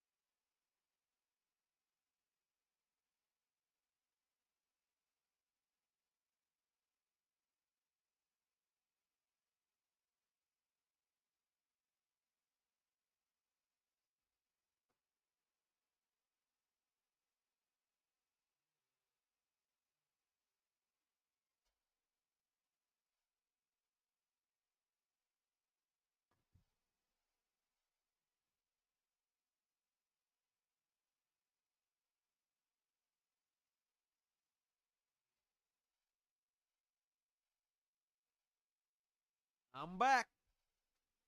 Oh man, guys, I've been crying a lot. This topic is not good for me.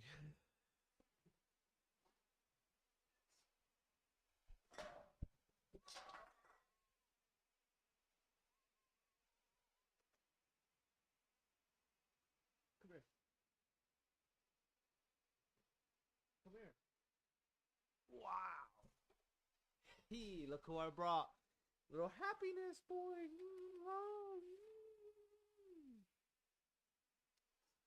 I need some happiness juice here. Hey boy, look at the camera, look at the camera. Oh, you're so cute. Ugh.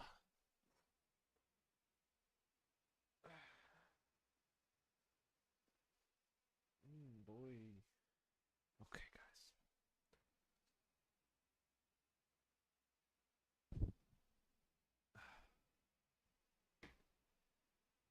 Oh man, this topic's so depressing. Okay, let's keep going. Disappointment. Fuck John Fetterman. John Fetterman, big oaf. Fuck taking AIPAC money. What are you doing? Addresses why he called the phrase "Free Palestine" reprehensible. You dumb motherfucker. What are you talking about reprehensible? You came out that you're against the ceasefire. Why is that? I am really about. We gotta defund Fetterman's phone app that translates shit. Making sure that Israel is able to do what Israel deserves to do. Yeah, I'm all about making Wow, sure do what Israel deserves to do. What the fuck are you That's saying? That's what I'm really focused on. Freeing Palestinians, making sure children aren't murdered. I can't wait to vote your ass out. And I agree for the death of any innocent civilian, Palestinian, Israeli. So you're calling for a ceasefire, right? To make sure it doesn't happen anymore, right? What have it is. But right now, Are I you? want to make sure, more concerned with making sure the hostages are back home. And Okay, so how does bombing every fucking where make the hostages safer? It doesn't. It kills the hostages. How does it make it them kills less likely them. to die? That's how they die. that we are able to neutralize and eliminate Hamas. I saw yesterday that you wrote on Twitter, somebody had posted outside of Taylor Alderdice High School some graffiti that said "Free Palestine." You said this was reprehensible. Why did you object to it so much? I think it's because, I mean, doesn't that be said, from the river to the sea, you know, Palestine will be free? And I don't believe that whatever message you're able to make shouldn't be vandalized on a high school in the middle of Squirrel Hill. And, you know, the appointment and the statement that I want to make is about, you know, to me, really, it's very much about the hostages and getting them back home safe. So what are you doing about it? How is indiscriminately bombing helping that situation? It's the best way to not. do that would be to send in special forces and do pinpoint attacks, not this bombing shit. What the fuck you talking about, Fetterman? I think it's inappropriate to have pro-Palestine. I mean, there was recently a number of congregants, surviving congregants from that congregation that went to the West Bank that spoke out against the occupation. I'm Jewish. There's certainly many people in my family that are against the occupation. Sure. I mean, what do you feel about the Jews like myself who feel that we're doing onto the Palestinians what was done onto us? Reasonable people can have different opinions on that. I've been very clear on mine. It's a difference of opinion, bombing, murdering 4,000 kids. It's just a difference of opinion. Before I became senator as a candidate, and everybody understands how I'm going to come down and vote. Yeah, we know now all about it, John. We know exactly. We see you, John, right? I fucking see you, dude. You did it. Good job. Know exactly what you're fucking about now. And you know who else does? The Onion. Fetterman encourages Gazan child who lost family in airstrikes to try therapy. Yeah, just go to therapy. That'll fix it. Maybe you won't have a different opinion anymore if you just go talk to a therapist about it. Get his ass. Meanwhile, Amy Schumer seems like she's working for Hamas now. She's trying to make Hamas seem more sympathetic by being the biggest cunt in the fucking world. Apparently now she's just sending random DMs to people. People all over the world are in the streets. She got in an yelling for the argument murder with of my MLK's people. daughter. You are not educated about the history of the Jewish people and of the conflict. Thanks for expressing what you were upset about. I'd like to express that I think you are anti-Semitic. Do you have any Jewish friends? If you do, they are all scared right now. So many Jews in the streets calling for free Palestine, Amy Schumer. Frightened for their children, for their lives. Is there a good windy clip for that? Also, that story about the person thinking you were so young and blah, blah, blah. Just so unfucking likable. Shut up, Amy. Meanwhile, you got people on Twitter saying shit like, if someone said the person who killed your father and kidnapped your mother is hiding in a house that has 6 kids in it, you understand why we can't do anything, right? You probably would not take that well if they said we were going to bomb the house. Yeah, I know why we wouldn't be able to do that. Was hiding in. I wouldn't want them to bomb the house. Kidnapped in. Yeah, I would have a fucking problem with that, dude. What are you talking about? People are stupid. As Sean said, everyone in the world has already dunked on this, but I can't get over that in the context of what is actually happening in reality. What is being implied as the sane response to hearing this statement is to say, please bomb the house and kill everyone. Oh. That's literally what they're insinuating here. Why are you not killing the hostages with bombs? Why are you not making it more likely they're going to die by indiscriminately bombing innocent people? Joy Reid, Queen. Shout out to Reid, Joy Reid, is that her name? Over on MSNBC, read Queen. Out some yes, Queen. Solid rant here. And given these bombings are being done using our tax dollars, perhaps we should ask some questions. For example, how does bombing a densely populated land strip filled 50% with children constitute self-defense? How does bombing hospitals, churches, mosques, and UN schools constitute self-defense? Well, you say if Hamas fighters are hiding in the hospital using the civilians as human shields, okay, let's say they are. Are you arguing that flattening the hospital and killing newborns in their incubators and their moms in the NICU, cancer patients, someone with a broken leg, the doctors, nurses, and just the women and kids hiding in the hospital, that's not a war crime? Because Exactly you would be wrong, according to international law. They don't care. Well, why don't the people in Gaza just turn over Hamas militants to the Israelis? Okay, how do you propose they do that? Hamas is the de facto government in Gaza, and they're the ones with the guns. The leaders of Hamas aren't even in Gaza. And if they were, if you were a teenager living in an open-air prison, getting bombed day and night by, let's say, Mexico, and Mexican police kicked in the door and raided your house anytime they wanted and turned off the water and cut off your food, what are you going to do? Side with them? Help them while you're dying? That's like asking why black folks don't help or trust the police. Okay, but after 9/11, we bombed Afghanistan in self-defense? Yeah, we did. Yeah, we were bad. And did that put it into Al-Qaeda or get bin Laden? No, it did not. Because like Hamas, bin Laden wasn't in the country we were bombing. President Obama got him 10 years later in Pakistan using special forces and without bombing scores of kids to death. Bombing Afghanistan did buy us a 20-year occupation that got us more enemies in the Muslim world when we scooped people up on the battlefield and dragged them off to Gitmo. And when we threw in a gratuitous war against Iraq based on lies by a Bush administration that traded on our anger and our fear, the world rose up against us as we committed torture and tossed former Iraqi police and soldiers into makeshift gulags, and those prisoners later turned into ISIS. Oh, and the Taliban are back in control of Afghanistan. So again, what is the goal of mass bombing Gaza? Is it to find the people Hamas militants abducted on October 7? Okay. How? By flattening whatever shelter they're taking from the bombs? Don't you? Yep.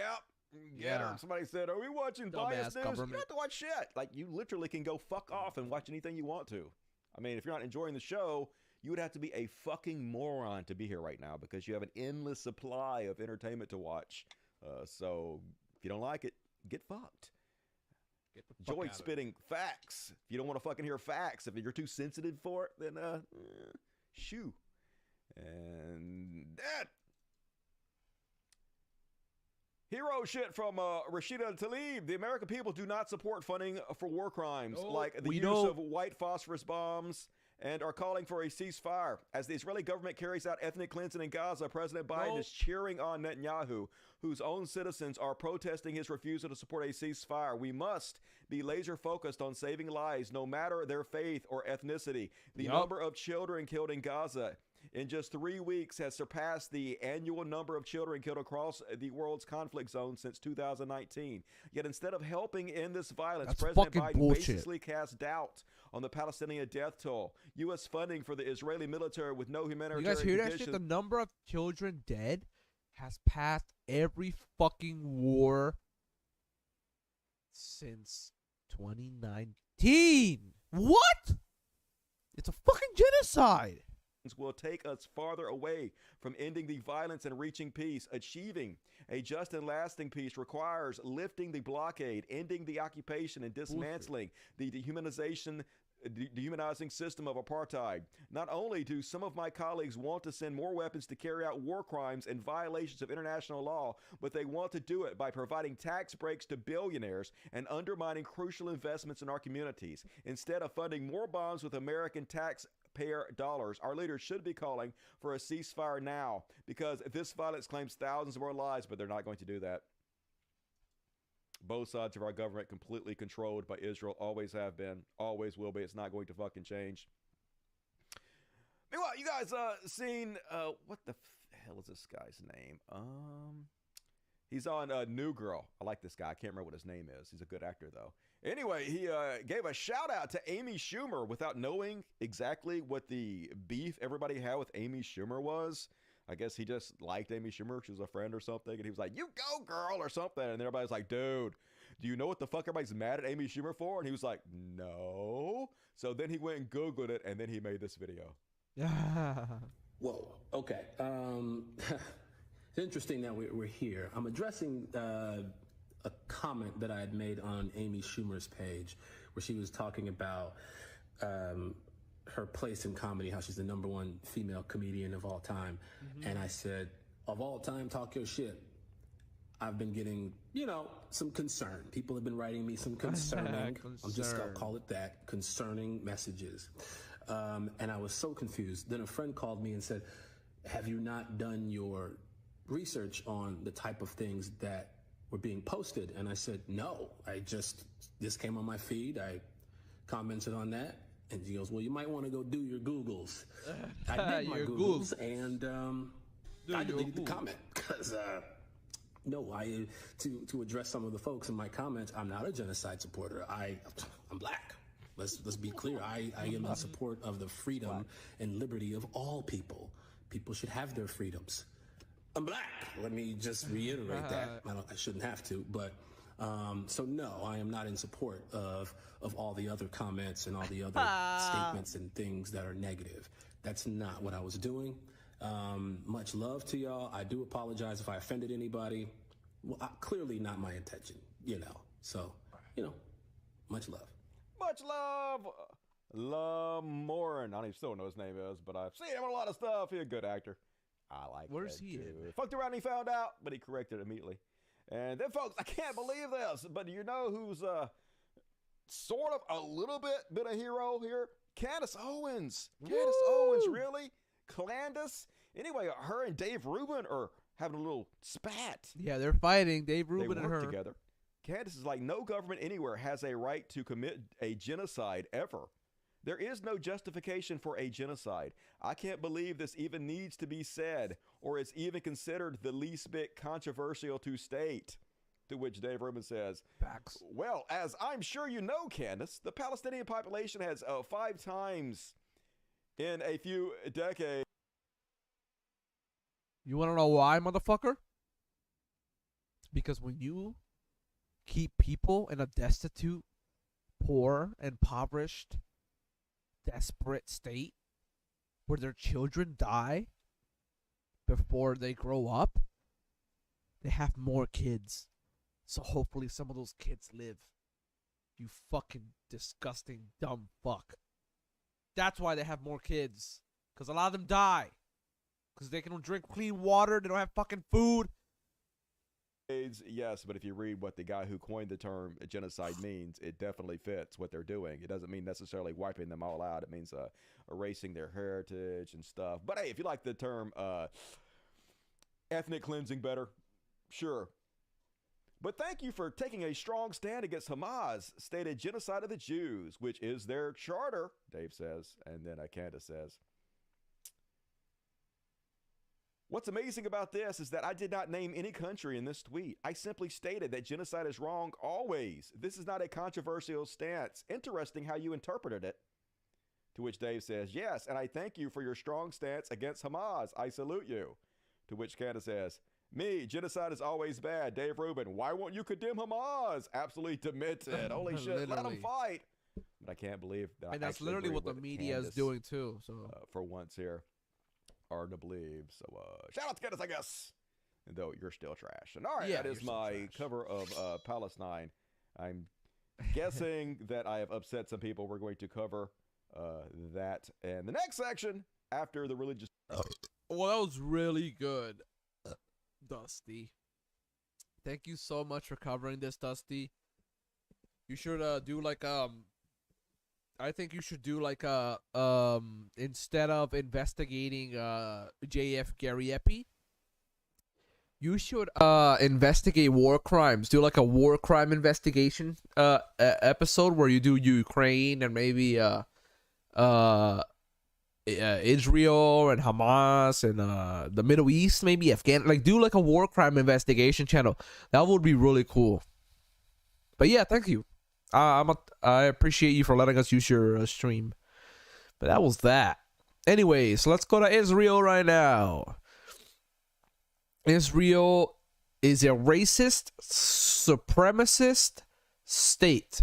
And remember that video we watched with the Jewish people that were getting beat up by the fucking IDF. Israel is one of the most racist countries in the world. While you'll never hear anyone in the mainstream media say this, this is actually one of the most important things you need to understand if you want to know what's happening right now.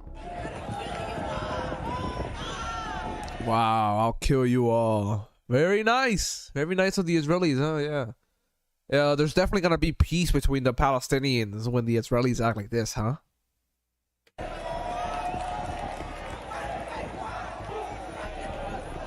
From its inception, the whole idea of Israel as a country was based on racism. Israel was conceived as a Jewish state, and while there's nothing wrong in principle with Jews having a homeland, the problem is that they insisted that that homeland had to be in Palestine, which already belonged to someone, the Palestinians. The slogan of Israel's founders was a land for a people without a land. But deep down, they all knew that the only way to have a Jewish majority in Palestine, an Arab country, was to expel the Arabs. One of the founders of Israel, Yosef Weitz, wrote, "There's no room in the country for both peoples. There's no way but to transfer the Arabs from here to neighboring countries." Israel was quite literally founded by expelling and massacring hundreds of thousands of Arabs in a years-long process called the Nakba. And when you found a country based on racial exclusion, you're gonna get a culture that fosters and celebrates racial exclusion. Because countries that commit terrible atrocities rarely acknowledge committing those atrocities. And the presence of Palestinians who remained in Palestine became a constant reminder, not only of the violence that founded Israel, but of the constantly looming threat that they might come back and try to reclaim their land. Fucking Every day you can find videos coming out of Israel showing Israelis calling for all Arabs to die.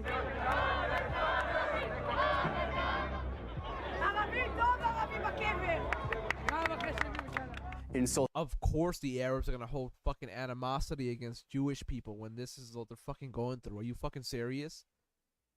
Like, I got into an argument with my girlfriend's dad about this. We got into a debate, and he was like, well, Arabs, they really all want to kill Israelis. And it's like, bro, when you don't treat them with fucking respect, of course! Insulting the Prophet Muhammad. Both sides need to treat each other with respect, or else nothing's ever going to change. Desecrating mosques, spitting on Christians, mocking and celebrating the murder of Palestinians, committing violent hate crimes against Palestinians, watching Gaza get carpet bombed. Yes, they were sitting on a fucking mountaintop watching Gaza get fucking destroyed. That is so fucked up. My cat's being weird. A cliffside for entertainment? But don't just go off these anecdotes. Let's look at some of the polls. One poll found that 2/3 of Israeli teens believe Arabs to be less intelligent, uncultured, and violent. It also found that 50% of Israelis wouldn't live in the same building as Arabs, wouldn't befriend Arabs, wouldn't let their children befriend Arabs, and wouldn't let Arabs into their homes. Another poll found that 60% of Israeli Jews want segregation from Arabs. Another poll found that half of Israeli Jews agree with the statement, most Jews are better than most non-Jews because they were born Jews.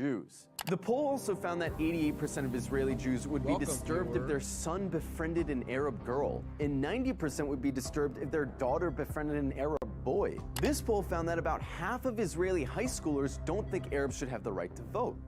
Another poll showed that almost half of Israeli Jews don't want Arabs teaching their kids. Not only are these views widely held in Israeli society, they're also represented in government, which codifies these sentiments into law. For example, Israel has a law that says if an Israeli marries a Palestinian or someone from several other regional Arab states, like the hatred is on both sides, and in order to heal that hatred, you gotta build bridges.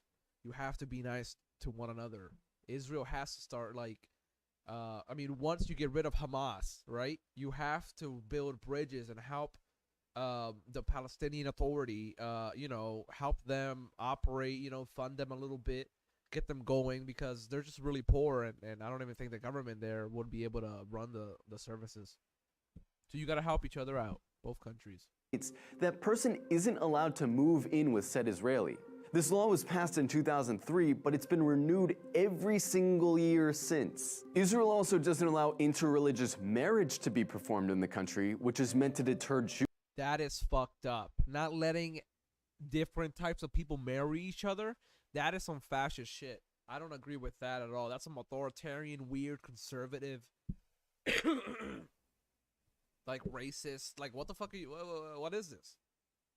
Jews from marrying non-Jews. In 2018, Israel passed the nation-state law, a law which has constitutional status, which says the right to exercise national self-determination, i.e. have rights, is the exclusive right of Jews. That is fucking racist, dude. So, like, this law literally says that, so the national determination law literally says that only Jewish people, so people of the Jewish faith can have rights? That is literally some ethno-state shit. No one else. There's also the Nakba law, which makes it illegal to acknowledge the Nakba, the expulsions of Palestinians that were needed to found Israel. And this is fucked up too. This is something that my girlfriend's dad told me to find a law that says this is fucked up. Imagine if there was a law in the United States government that said you cannot talk about the Native American genocide, and you cannot talk about how we stole their land, and you cannot talk about how the American government was fucked up and how the American government had slaves. Like, imagine if there was a law like that said you couldn't talk about slaves, or you could. That is so fucked up. That is fucked up. That's a bad law. That's bad. This would be like passing a law to make it illegal to talk about indigenous genocide or slavery in America. There's also the Admissions Committee law. Are you serious? I literally just said that. That is crazy, dude. About indigenous genocide or slavery in America. There's also the Admissions Committee law, which basically allows towns to operate panels that deny applications for entry based on socio-cultural compatibility, which essentially just legalizes racist housing discrimination. That's in Israel, crazy. Advocating genocide of Palestinians doesn't hurt your chances of holding a high position in government. And in fact, in many cases, it helps. In 2014, Israeli lawmaker Ayelet Shaked wrote an unhinged rant on Facebook, calling all Palestinians enemy combatants and saying their mothers should be killed for giving birth to, quote, little snakes. The next year, she was appointed Minister of Justice by Benjamin Netanyahu. Fuck this bitch. Itamar Ben-Gvir, a lifelong admirer of Meir Kahan, an Arab exterminationist, a man who praised a Jewish settler who killed a Palestinian for throwing a rock at him, a man who was famously acquitted after being criminally charged for chanting death to Arabs, is Israel's current Minister of National Security. He's not some fringe figure either. He's one of the most popular politicians in Israel right now. In the last few days, Israel's been working hard to cast itself as the victim the victim of hatred, the victim of terrorism, the victim of anti-Semitism, that they have no choice but to lay siege to Gaza. But underneath this carefully concocted victim complex is a racist, Jewish supremacist state that's been trying to finish the job that the Nakba started for decades. And really, this shouldn't come as a surprise. Like, imagine just American, like black Americans, right? African Americans, and just imagine back in the slavery days. Just imagine a little bit after slavery, like when they were free, but like there was still a lot of racism around. Imagine those like black Americans trying to live. This is what that looks like. People throwing rocks at you and shit, and like treating you like shit, spitting on you. Like, Israel's really fucking racist. I don't know. I don't ever want to go to Israel, bro. Fuck that. Surprise to anyone. After all, they're literally cutting off water and electricity to a city of 2 million people right now. Yeah, and that is a war crime. Like, literally, that is a war crime. Their generals talk openly about flattening Gaza and killing the animals, meaning Palestinians. That is dehumanization. It's obvious they're. You guys know the Nazis? The Nazis refer to Jewish people as rats and animals too. Like, that's a dehumanization tactic. A lot of fascists do that.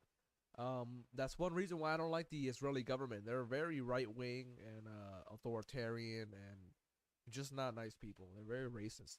Their goal is genocide. In my opinion. I'll say that. Anyways, there we go. That topic's over with. This is not your house. Shocking interview with Jacob Fauci, the American settler in Jerusalem. We covered the last video about this, but this is the next video about it. Remember that guy? We covered a video about it. It's on my TikTok and everything else. He basically like went up to a woman's house and said like, "Oh, I'm moving in now. It's my house." Hello. Hi, how are you? Hi. Thank God, still alive. Yeah. You're a difficult man to get hold of. Yeah, generally don't interview, but given the circumstances, he looks like a big teddy bear. Decided that we need to do some damage control. He looks very huggable. Jacob Fauci is an American Israeli. He became infamous after Mona confronted him, and the video went Here's that viral. video that we covered last time. Jacob, you know this is not your house. Yes, but if I go, you don't go back. So what's the problem? Why are you yelling at me? I didn't do this. You are stealing my house. And if I don't steal it, someone else is gonna steal it. No one is allowed to steal it, ya ammi. He's been living in an additional part of Mona's house for over 10 years after being recruited by a US-based company called Nahalat Shimon International, which owns the property under Israeli law. How did you end up here? It's a long story. Basically, I needed to move from where I was, and my friend was very, very active in this neighborhood. And he said, you can stay here for... So, like, basically, this dude's from New York, and, like, he needed a house. And so the Israeli government have laws in place. I gotta look up the specific laws still. But they have laws in place that let you just move from anywhere in the world. You could be, like, in China. You could be, like, in Russia right now and, like, just move to Israel. And, like, literally kick out a Palestinian family. And if you want a gun, you can have a gun on you, so you feel even safer kicking out the family. But you can kick out a Palestinian family and take over their home, and you just start paying the bills. For the time being. And also, a lot of time, because of the racism there, Palestinians have trouble, like, even finding jobs and stuff.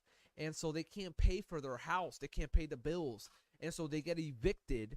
And then that's like a less violent way that the state or the settlers take people's houses. You pay rent? You're not able to pay them. I have an arrangement with the owners of the house. I don't want to get into personal arrangements and rents and things, but yes, I'm a tenant here. Oh, he doesn't want to get he doesn't want to get into personal arrangement and rents and thing. It's probably fucking free. He's probably just like literally chilling there for free. Ownership over this property. You're from Brooklyn? No, I'm from New York, from Long Island. From New York. What right do you have to live here? The right I have is that the owner of the house wants me to live here. And he wants the owner of the house wants me to live here. And I got chosen. For whatever reason, it ended up being me. So why do you live here? Because I live here, because it's important, and because not too many people want to live here. And it's important to strengthen this neighborhood, to make sure that this neighborhood is not lost in any future peace deal. Neighborhood is not lost in any... He said to make sure this neighborhood is not lost in any future peace deal. So he wants to hold that neighborhood down. He wants to stay in that house so that Palestinians can't move back in if there is ever some sort of peace agreement or the UN ever steps in. To live here, and it's important to strengthen this neighborhood, to make sure that this neighborhood is not lost in any future peace deal.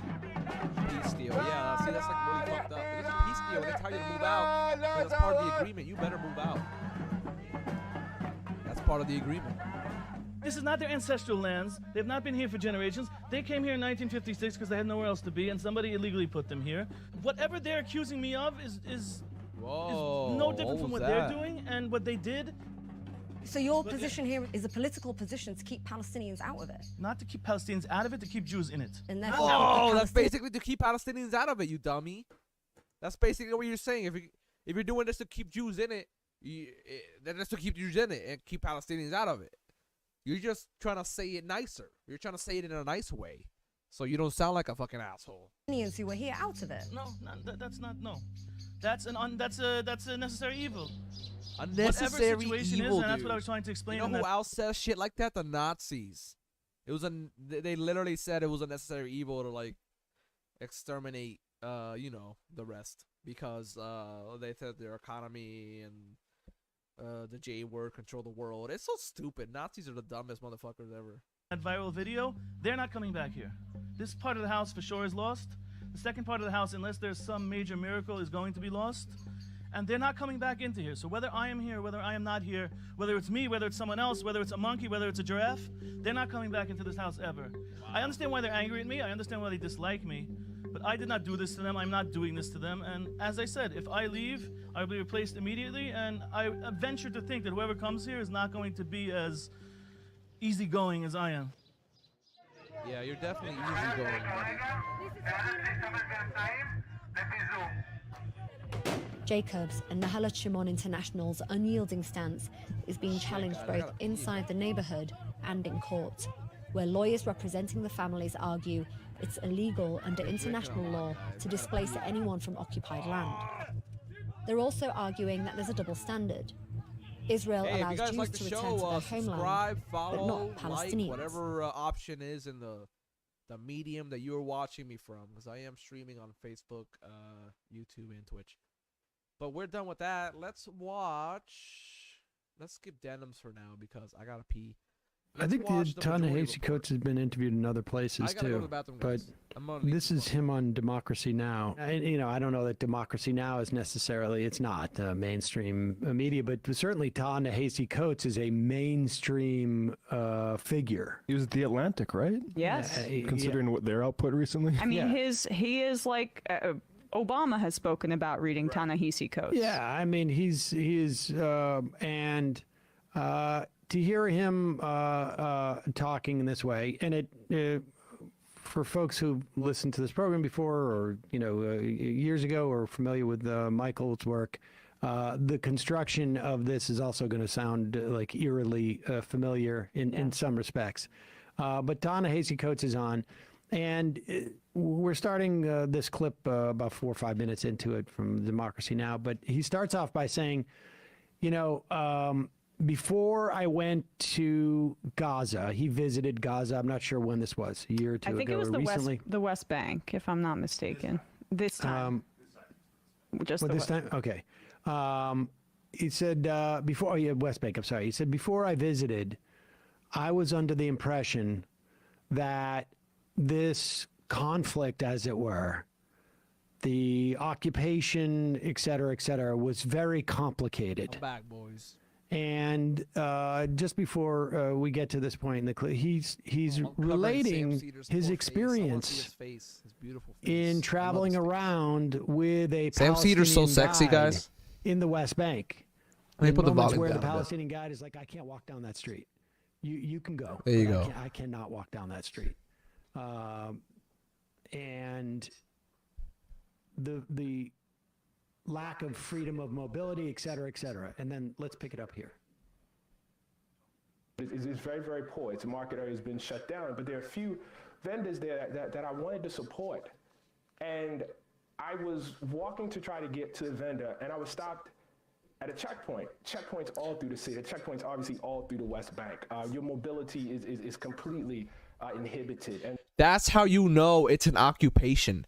the Palestinians are losing land on the West Bank. There's checkpoints everywhere, roads that they can't use and they can use. It's literally like apartheid. It's segregation. Like, you guys remember back in when there was slavery, or like right after slavery, Jim Crow, black people had to use different water fountains and shit. Like, there was white water fountains, black water fountains, black bathrooms, white road. Like, you know what I mean? Like, this is happening again. This shit's racism. This is not good. Not good at all. And the mobility of the Palestinians is totally inhibited. And I was walking to the checkpoint. Grabbed another drink. Guard stepped out, probably about the age of my son. And he said to me, "What's your religion, bro?" What's your religion, bro? Imagine someone saying that shit to you. Yo, what's your religion, bro? Like a fucking armed guard. Oh, I'm an atheist, bro. I literally am an atheist. I would be fucking scared. Because I would be like, are you a fucking Christian, like, nationalist? Like, are you a Christian fucking fundamentalist? Like, are you, that's scary. That's a scary fucking question. I would be scared to answer that. Guard stepped out, probably about the age of my son. And he said to me, "What's your religion, bro?" And I said, "Well, I don't, I'm not really religious." And he said, "Come on, stop messing around. What is your religion?" I said, I'm not playing. I'm not really religious. And it became clear to me that unless I professed my Unless he said he was Christian, right religion, he wouldn't be allowed. I wasn't going to be allowed to walk forward. So he said, "Well, okay, so what was your parents' religion?" I said, "Well, they weren't that religious either." He says, what were your grandparents' religion?" And I said, "My grandmother was a Christian." And then he allowed me to pass. That's the rite of And passage. it became very, very clear to me what was going on there.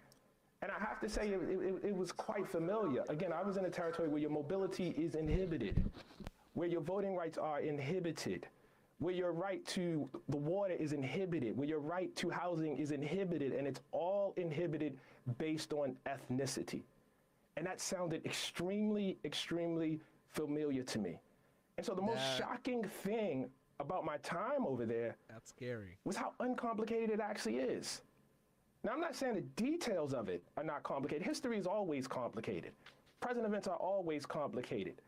But the way this is reported in the Western media is as though one needs a PhD in Middle Eastern studies to understand the basic morality of holding a people in a situation in which they don't have basic rights, including the right that we treasure most, the franchise, the right to vote.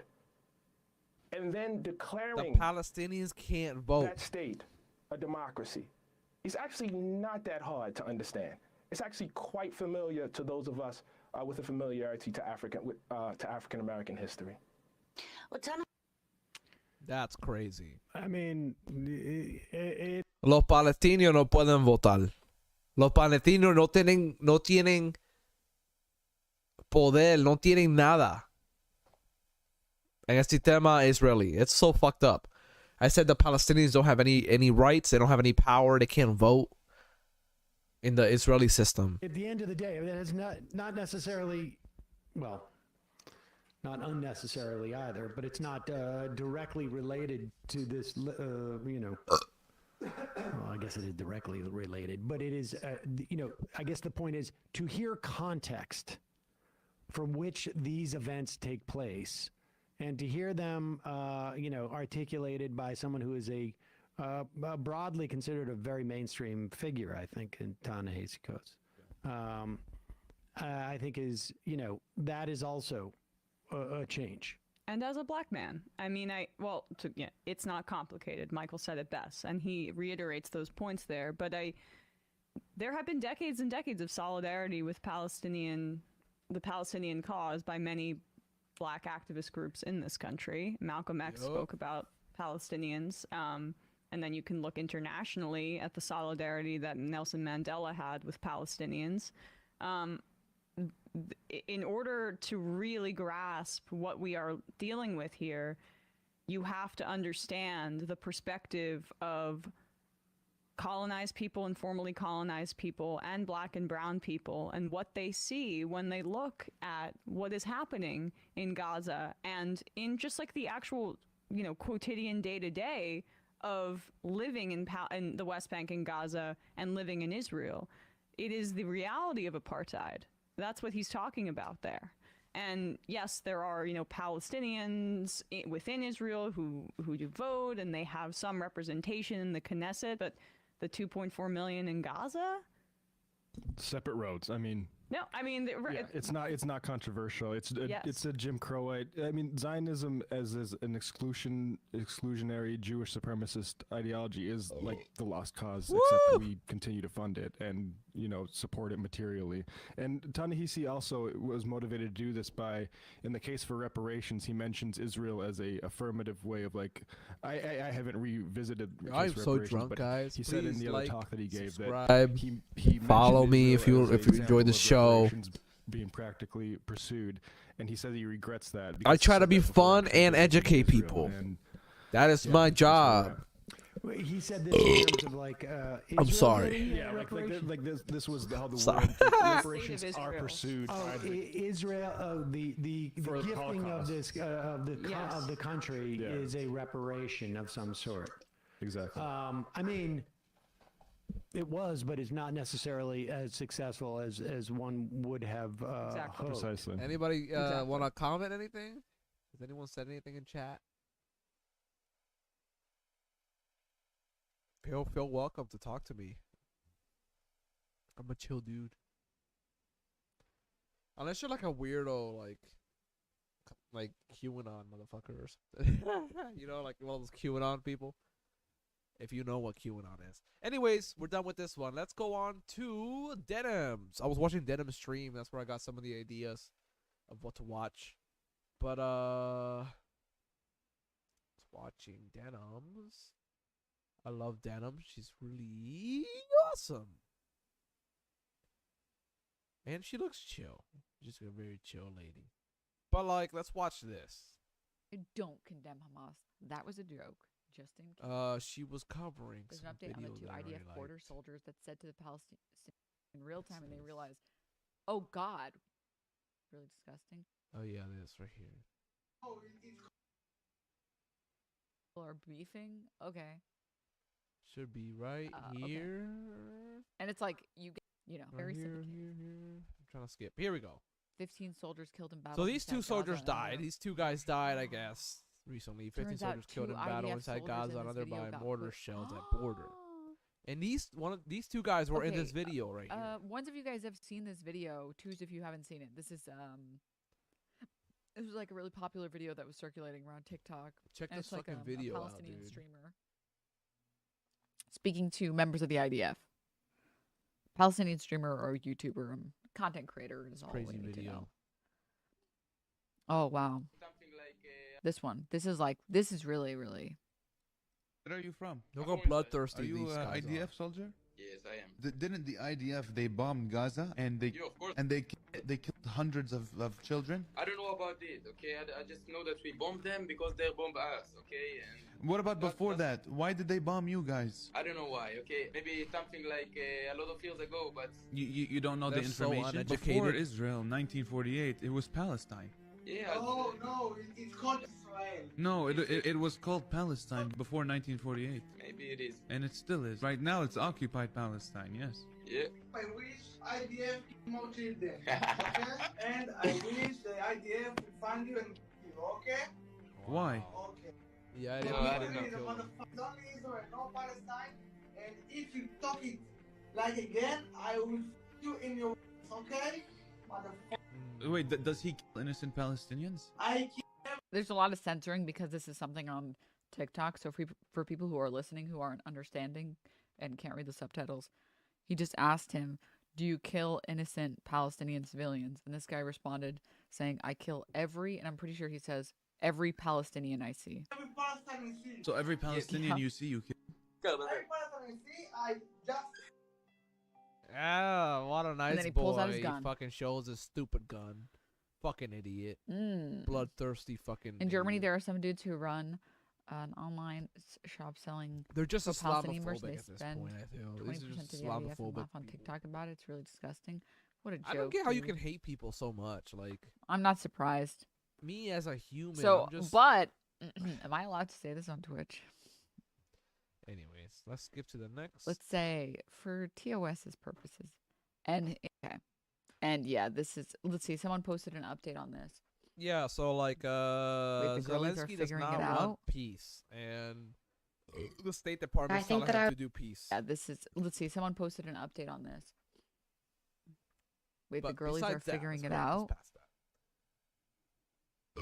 that. I think that I If you want to know why Israeli This officials video and is really good. supporters of This girl, Israel have been she's really talking a hot, lot about and she's TikTok, really this is why the smart. platform is filled with people who are able to get to the Both bone of of these it chicks are easily really and hot. powerfully. But that's not what matters. It's There's another guy they're that was very making the rounds on intelligent, TikTok as well, criticizing very Israel. good personality. I'm very excited actually to watch this. They know what they're talking about. Yellow stuff. would witness the racism and complete disregard for an entire human race. So I need to talk about it. The refugee camp that Israel bombed, killing hundreds, like over 400, they said they thought there was one Hamas commander there. One.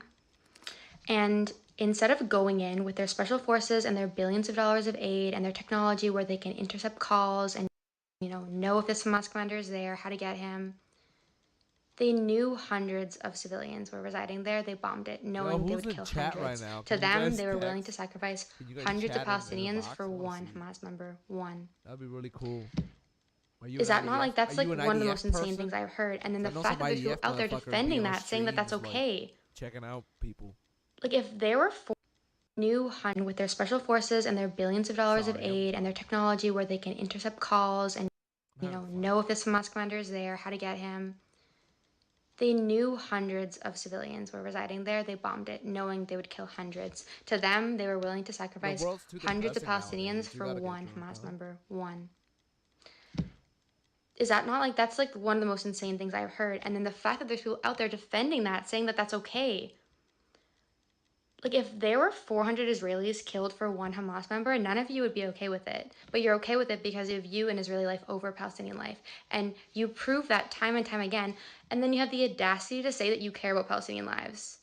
You care about them, but you think it's okay to kill hundreds of them for one Hamas member.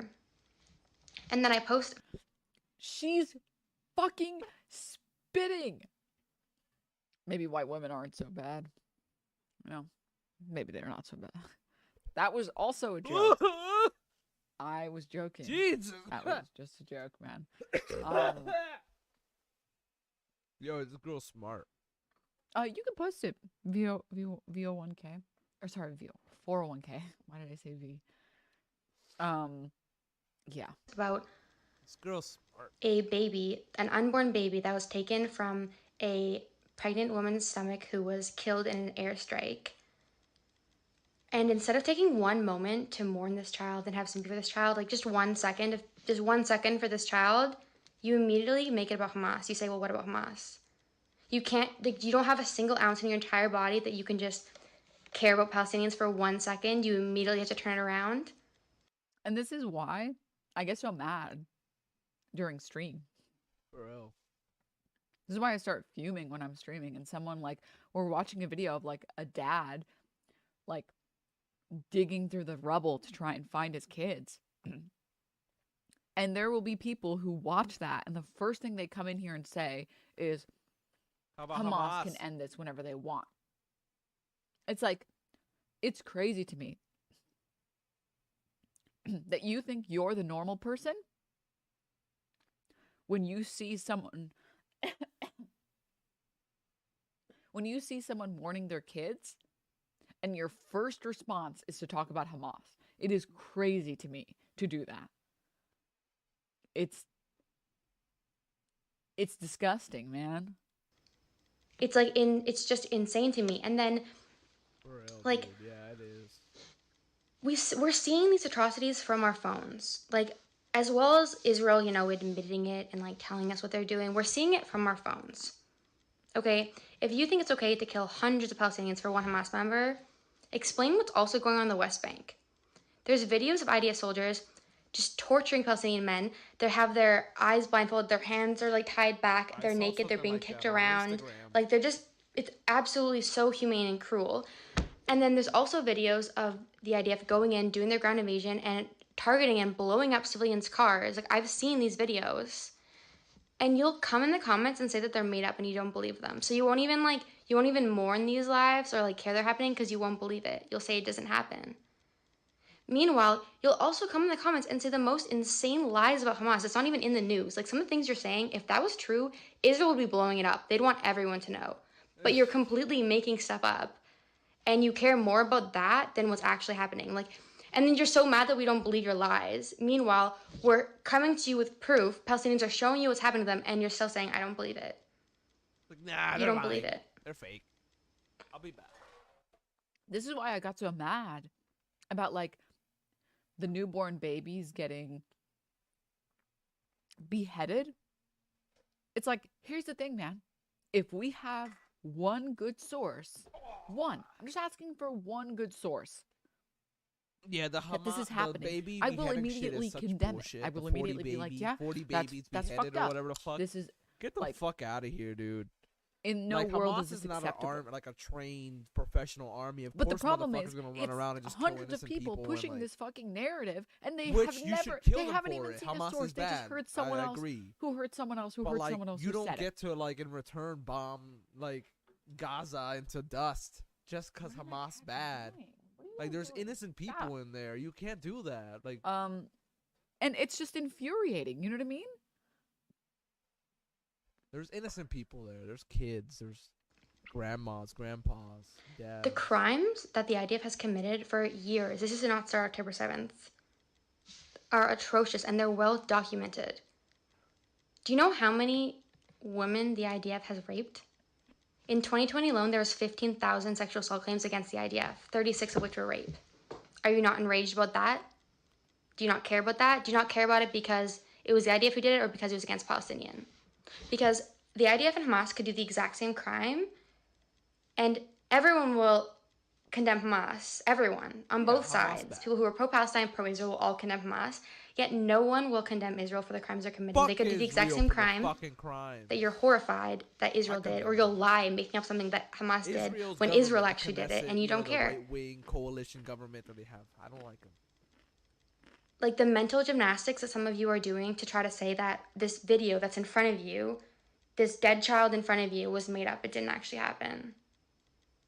Yeah, it's just insane to me. It's like, and like, I try to take this also very seriously on both fronts. Like, I saw a lot of like videos and threads talking about how some of the posts coming out from the IDF about like babies being murdered in their homes or whatever. I saw threads being like, hey, actually, this is a fake staged photo. And I don't know if the photo is fake or staged.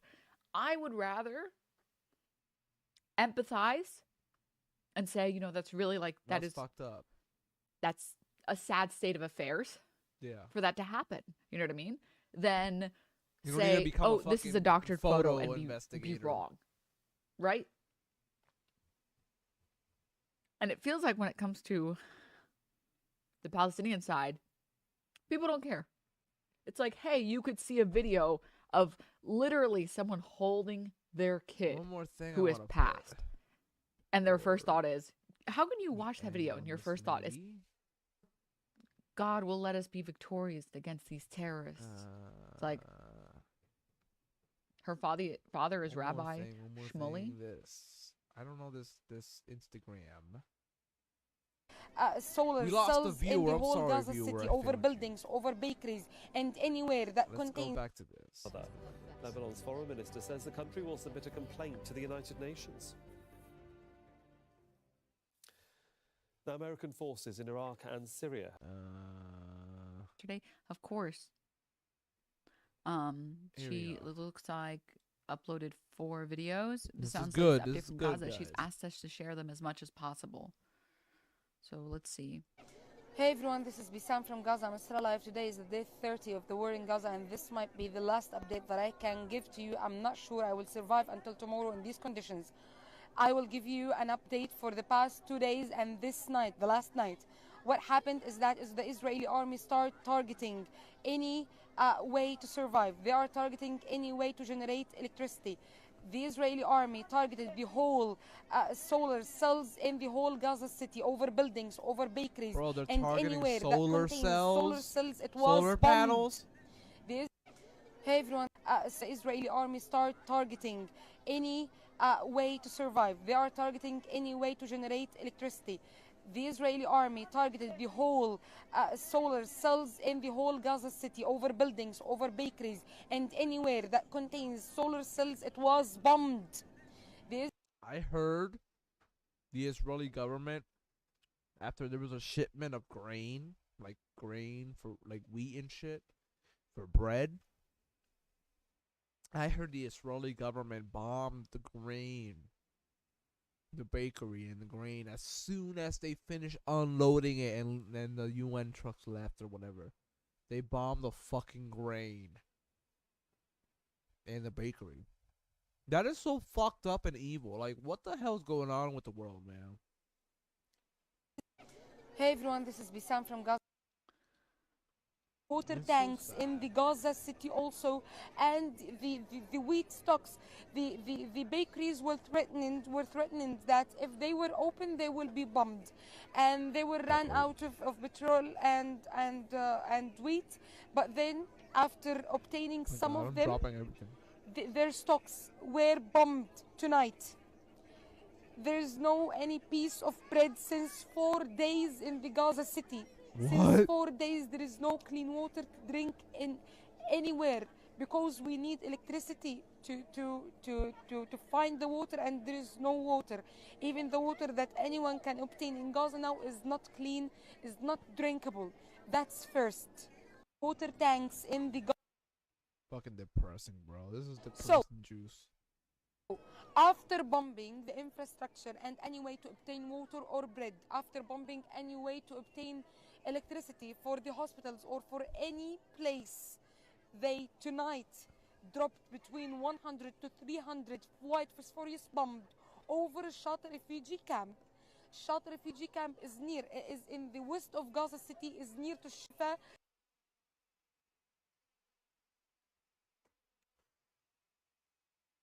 Why the fuck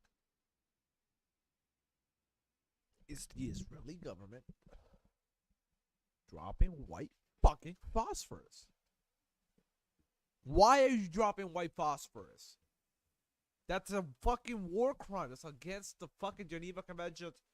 And they don't give a fuck. They still drop it. Like, America needs to stop supporting this shit. And I'm glad young people are stepping up. And I'm glad everybody's fucking protesting. Because I'm not down for another war in the Middle East. And I'm down for another fucking 9/11. And I'm not down for the fucking war crimes we're doing. Hospital. Bombing Shata means fucking that bullshit, the gas went all over Gaza city.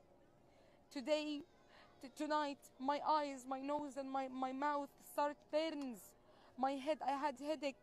And people start coughing and trying to find a seal, any seal, like any ceiling that they're trying. So, after... Wow, man, this shit depressing, bro.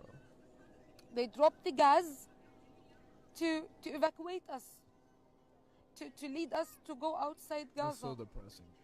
By the way, this morning, after cutting off the internet, cutting off the connections, and cutting everything, they dropped posts from the sky, paper posts, telling people that they have to evacuate. This is their last chance to go to the south. They have to evacuate to the south, walking without using any vehicle. It's planned. This is genocide. This is the whole elements of genocide. Yeah. Making people strive, no food, Making no people water, fucking white walk phosphorus, and then go with out. broken roads, holes, giant craters from missiles and shit. Total Boomer here. How do we follow her? Is she on Twitter or YouTube? She is on Instagram. Jesus fucking Christ. Literally demons, bro. Literally fucking demons. Yeah, thank you for posting it, Oberga. This is her official Instagram channel. This would be her Instagram page. This would be the best place to Literally follow her demons and follow running the government updates right that she posts. Here you go. Poor lady, man. What's her name? It's just like B-San. I think she works for I Al haven't seen Jazeera a Plus. single fucking world power mention anything about the use of white phosphorus. Yeah, for real, it's fucking bullshit. Fucking bullshit, government, dude. Is that all? Couple more? People by hunger start coughing and trying to find a seal. Solar cells in the whole Shifa hospital. Bombing الشاطئ means that the gas went all over Gaza City. Oh yeah, so they Today, tonight, my eyes, my nose, and my mouth start burns. My head, I had headache.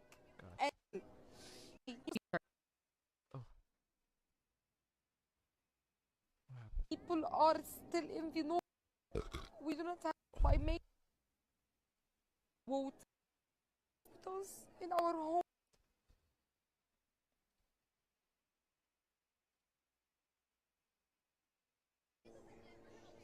And even if we survived the white phosphorus, even if we survived the bombing in the schools, in the hospitals, in our homes, there is no food. There is no They're water. literally starving them There to is no fucking death. They're clean starving these food. fucking There is poor no people. clean water. They're to starving drink. these poor people. All what we have And you know is why the I water fucking relate to this shit? Because these motherfuckers, the Israeli government, voted against lifting the blockade on Cuba. They voted against lifting the fucking blockade on Cuba. So while they're harassing the fucking Palestinian people, they're also fucking keeping down the Cuban people. Fuck Israel's government, dude. Fuck their right-wing government. They're holding all of us down. They're fucking fascists, water dude. from Fuck the them. sea. Now the sea is all what we have.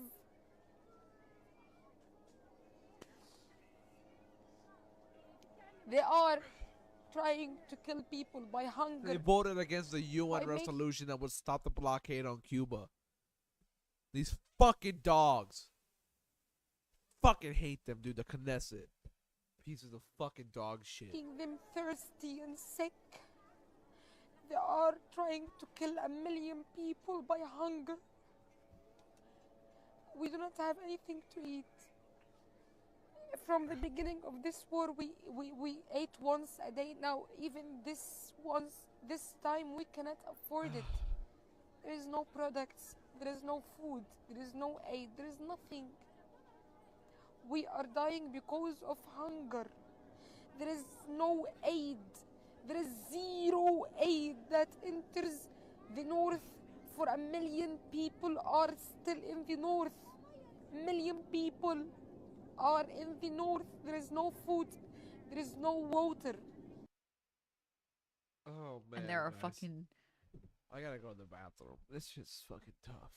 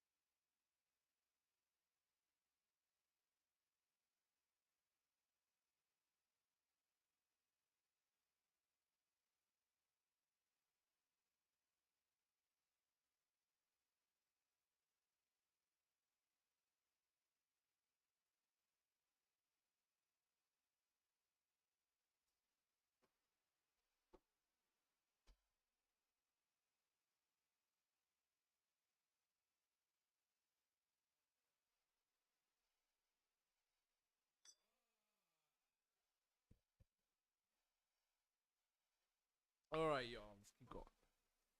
I don't know what else she has. I think that was it. That's all I wanted to show. There's one more, I think. Piece of shit. Neoliberal ghouls that have the audacity to fucking get on Twitter or get on YouTube or whatever the fuck and be like, well, actually, it's not really a genocide and we shouldn't use the word genocide because it kind of like makes the word less powerful. And like, I just don't understand why. Yeah, it's an ethnic cleansing. Fuck you. Like, really, fuck you. Really. I dare you to say it to that woman's face. I dare you to say it to one of the people that is currently living in Gaza and tell it to their fucking face. Like. So this is the paper that was dropped today. Before, in the 12th of October, they were telling people to evacuate to the south of the valley. Gaza Valley is here. This is the north. This is Gaza City. This is the middle area. This is Khan Yunis and this is Rafah. So to the south of Gaza Valley, that means that this place is safe either. This is the middle area of Gaza and it's safe. Now they're telling people that the safety is to evacuate the whole 60% of Gaza Strip to go to the south, Khan Yunis and Rafah. To evacuate, that means more than 1,200,000 people will go just in this area. Bullshit, bro. And there are like half a fucking desert. pieces of real They gotta travel human like fucking garbage half a country. that have the audacity to say, Yeah, oh fuck yeah, Israel, Israel's dude. They're so fucking bad. They're giving people an opportunity to escape murder, and yet they're so bad. Not Oh the yeah. Israeli people. Israel and Israeli people are separate. You can't. They're not the same thing. I would love to see one of Love the those Israeli people, people. watch their Their house get government destroyed. is fucking Okay, trash. and then have to take a 5-hour fucking hike. All right, let me see something really quickly. It is currently 80 degrees. I'm not gonna lie, my room looks like XQC's right now. If you look down on the ground, I have like beer bottles everywhere and shit. Partly cloudy. Oh, sorry, it's clear with periodic clouds right now in the area in Gaza. So these are people that have to watch their house get fucking destroyed and then walk for 5 or 6 fucking hours through rubble, potentially getting airstriked on the way there in 80-degree weather with the sun beaming down on them with no food or water. Oh, you don't want to go during the daytime? Oh, Israel's saying that it's not safe during the daytime and you need to go at night? Okay, well, just walk through the rubble in the fucking pitch black. Yeah, you have like elderly people who can't walk that long. Too fucking bad. And while you're making the commute over to South Gaza, we might just kill you anyways. You want to use your phone as a flashlight? Well, I hope you don't eat your battery because there's no power anywhere to charge it. Fucking bullshit. I would love to see one of the fucking pieces Bullshit. of human trash that have the audacity to say that Israel is actually being kind by giving them an opportunity to evacuate. I would love to see those people eat one meal a day for a fucking month. No clean water. Very little of the water that they can drink in a day is going to be clean. And then take a fucking 5-hour hike.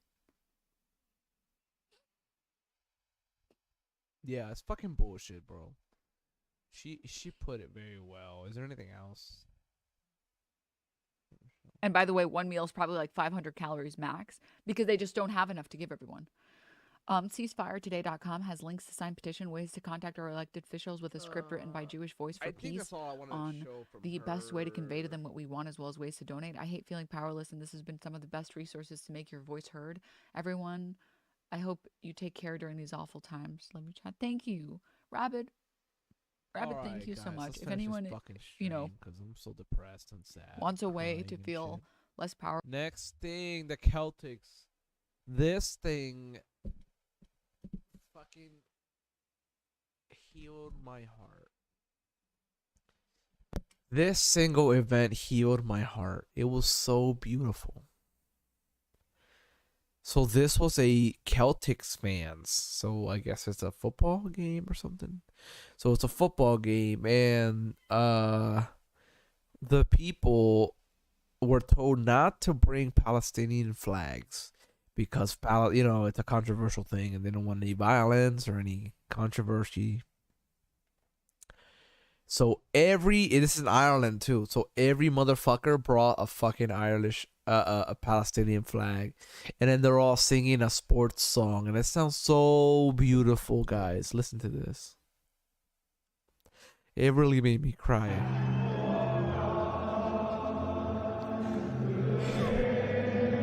It made me cry.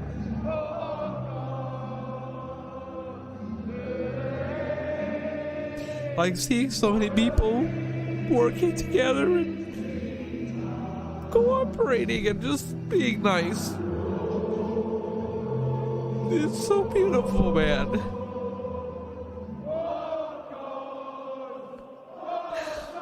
It's like the sweetest thing I've ever fucking seen.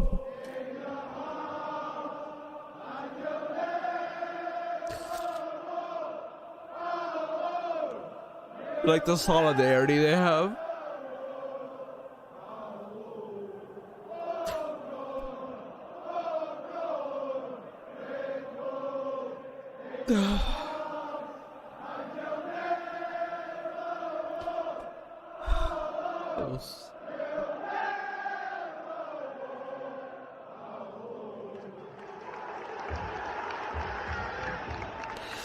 It's so sweet. I love it. It's so fucking sweet. Oh man, I'm fucking I'm dying over here. Oh fuck. But that was it. That was that. It was so sweet. Oh fuck. Okay, so this one I was gonna show you guys this, I think. In Gaza and the This ain't it. Close play. Oh man. In Gaza and the West Bank are being victimized by play the first one. This is 2 videos. Both of them are featuring the White House spokesman John Kirby. The first video you'll see is his response to what's happening in Gaza.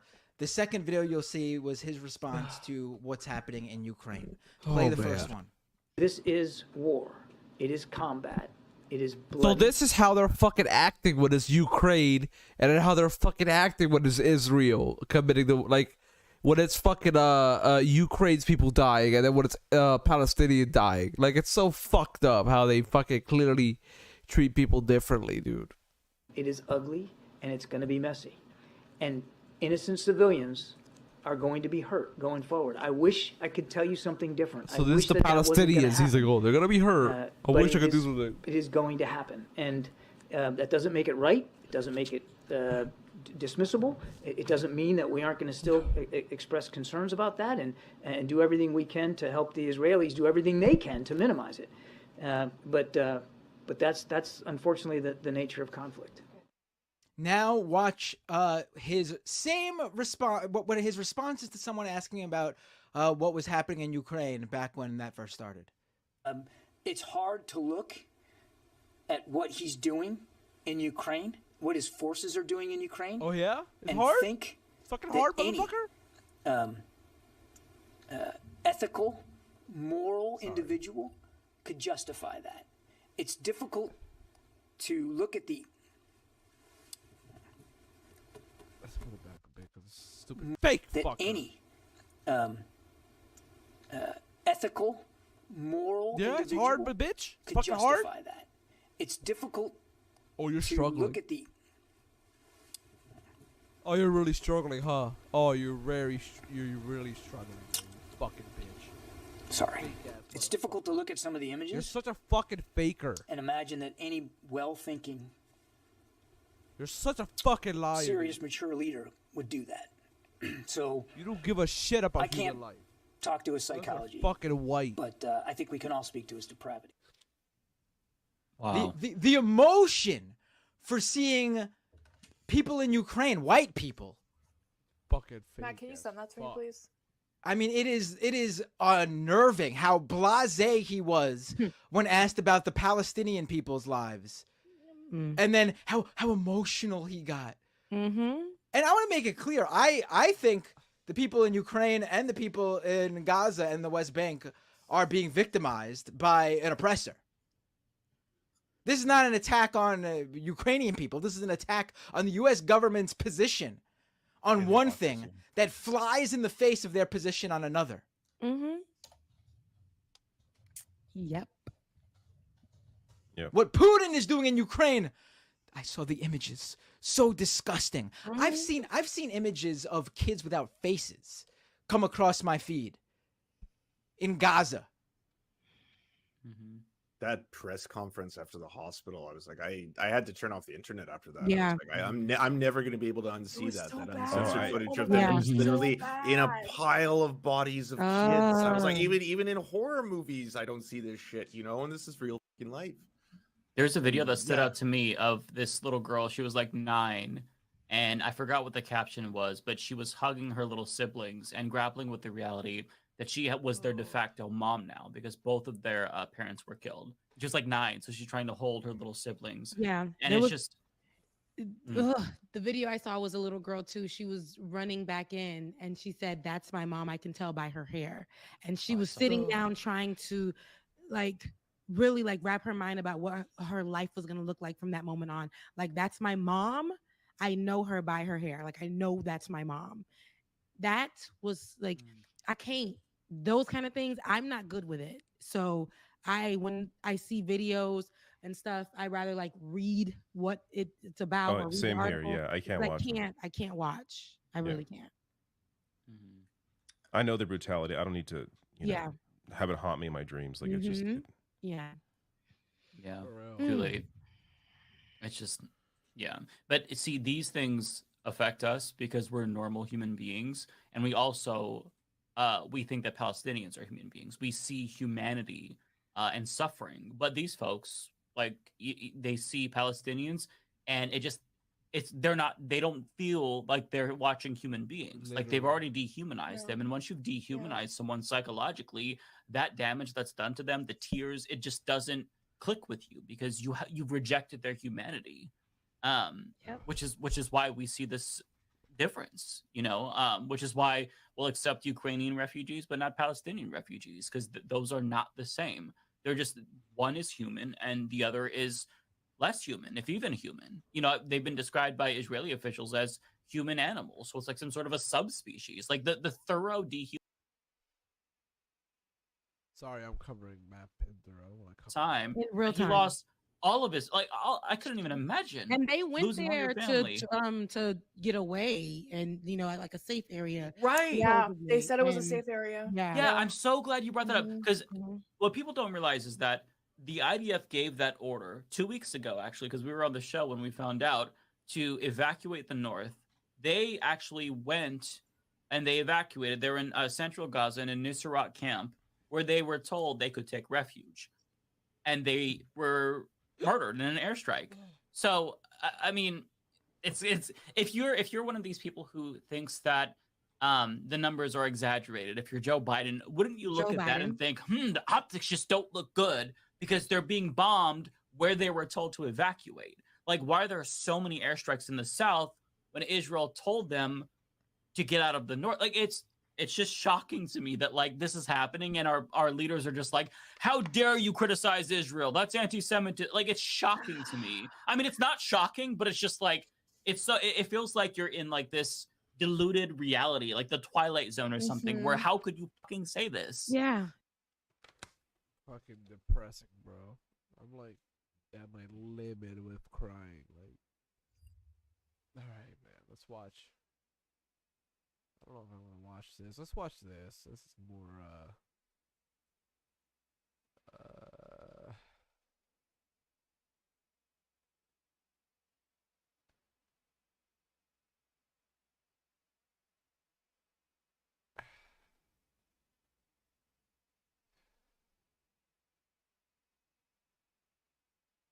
14 days ago.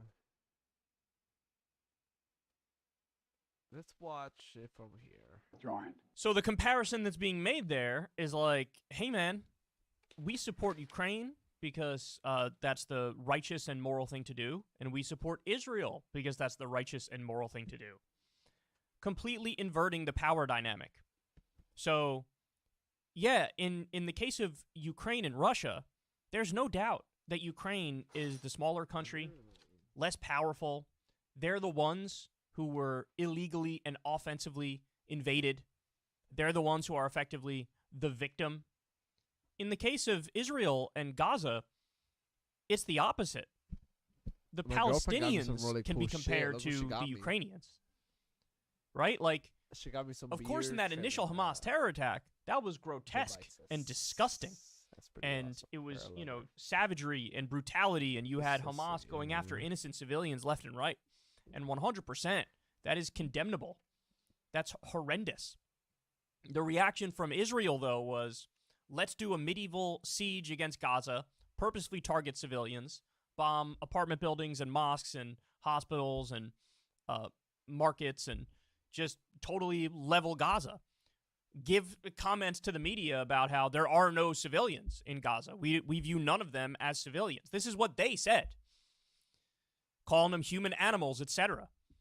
So the underdog place with less power is Ukraine, and Gaza are the Palestinians.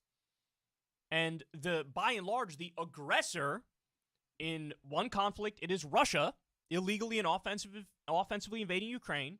And on the other hand, it's Israel with their permanent occupation, their permanent apartheid, Palestinians living in police state-like conditions in Gaza, in the West Bank being willy-nilly kicked off their land, having their villages bulldozed to the ground by ultra-Orthodox, fundamentalist Israeli settlers.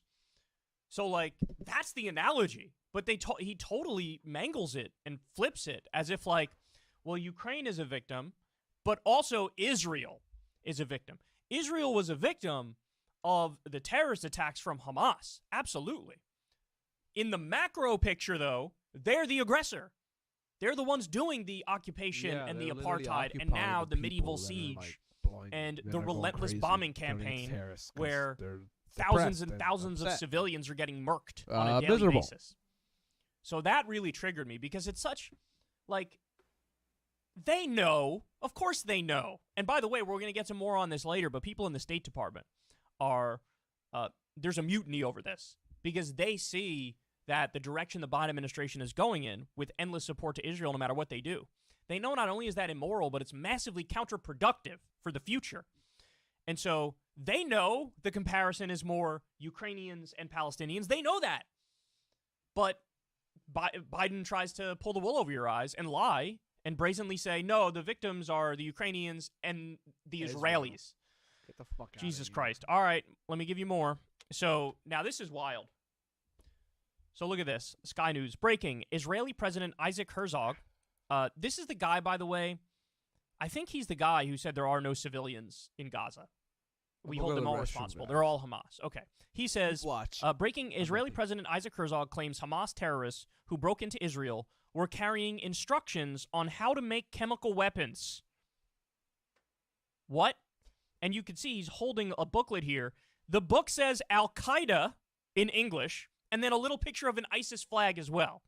And he's saying this was found on Hamas terrorists who went into Israel and were doing the terror attack.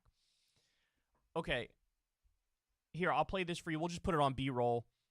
But I just want you to see what the thing he's holding says.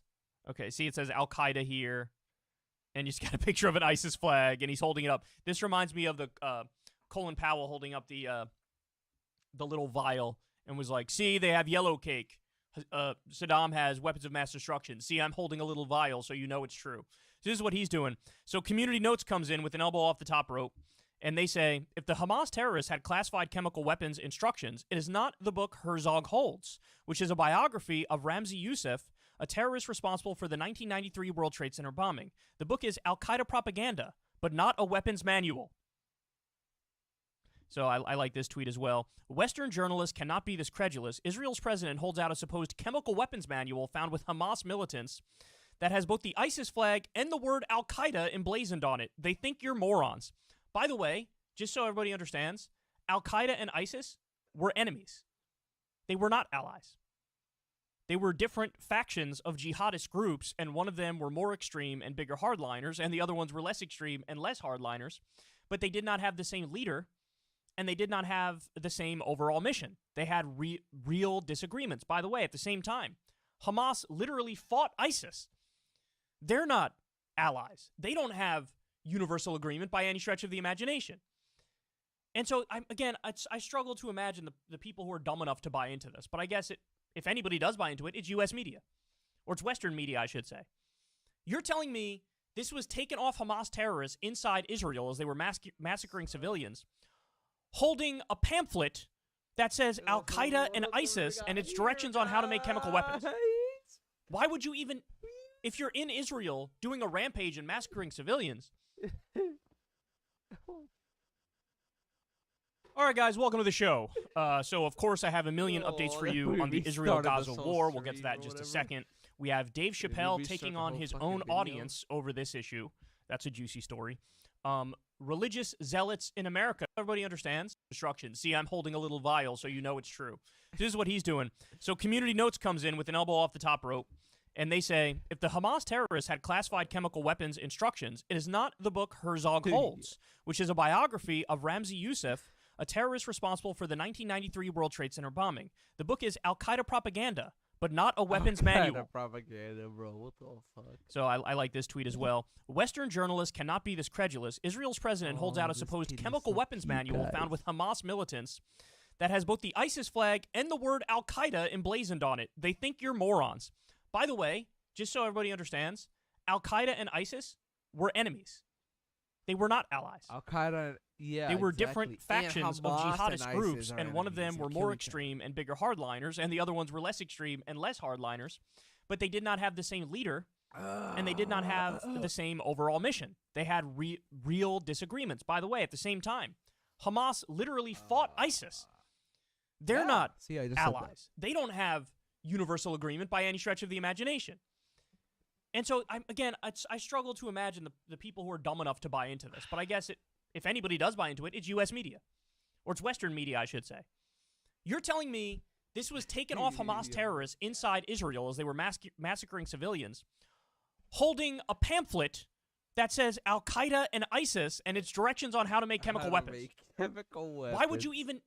If you're in Israel doing a rampage and massacring civilians, why not? At what point are you going to stop at a laboratory and build your own chemical weapons with this little pamphlet you have on yourself? What are you talking chemical about? Weapons. The propaganda is. Are they fucking crafting chemical weapons on the go? Like a fucking crafting table, like Minecraft, and then bringing up a crafting table to make chemical weapons on the go. They gotta gather all the ingredients and shit. Like, get the fuck out of here, you dumb motherfucker. Yo, Israel is fascist, and fascists are fucking retarded. So absurd, but this is what they're going with. Fascists are like the dumbest dumbest motherfuckers. So Netanyahu fascists, like was next Hitler to the UK Prime Minister. Didn't pursue the nuclear weapon because they thought that nuclear science was Jewish. What did they call it? Jewish. Oh. Let me look it up, guys. Let me look it up. I bet it's fucking true. Nazi didn't pursue nukes. Not Nikes. Nukes.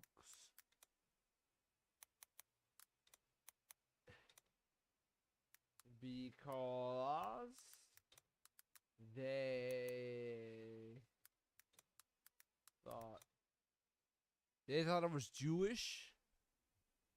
Jewish science. Nazis didn't pursue. I said pursue.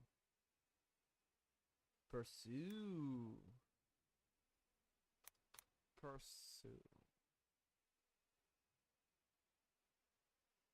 Atomic bomb that never was. The number of scientists available to work for atomic bombs projects and Hitler's journey. Why did the Nazis beat Oppenheimer to the nuclear bomb? Fear the nuclear bomb. Let's see. Why did the Nazis beat Oppenheimer to the nuclear bomb? Fear of Germany nuclear bombs spurred the Manhattan Project. But how far behind were the Nazis? In 1938, two German chemists, Otto Hahn and Fritz Strassmann, discovered nuclear fission. Fission is reaction in which nucleus of the atom splits in two and more smaller nuclei, releasing huge amounts of energy. Harness its power, physicists said.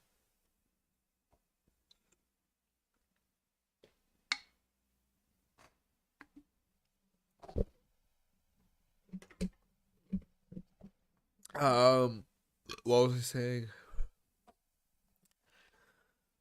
Physicists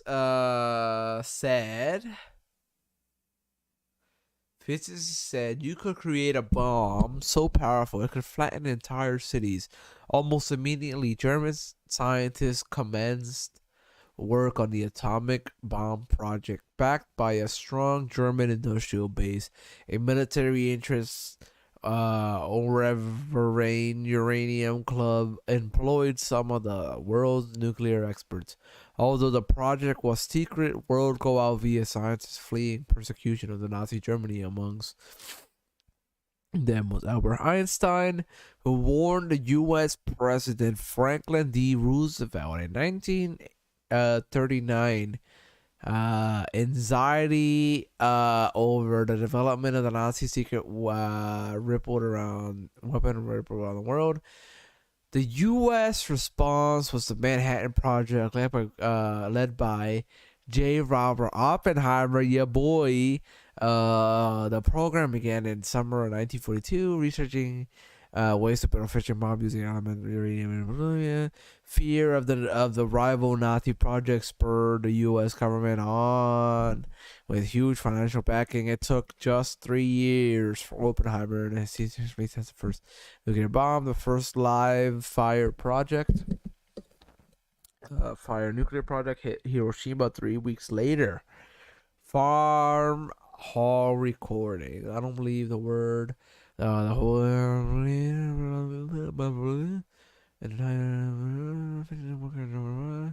incarcerated English Heisenberg nuclear program is scrapped.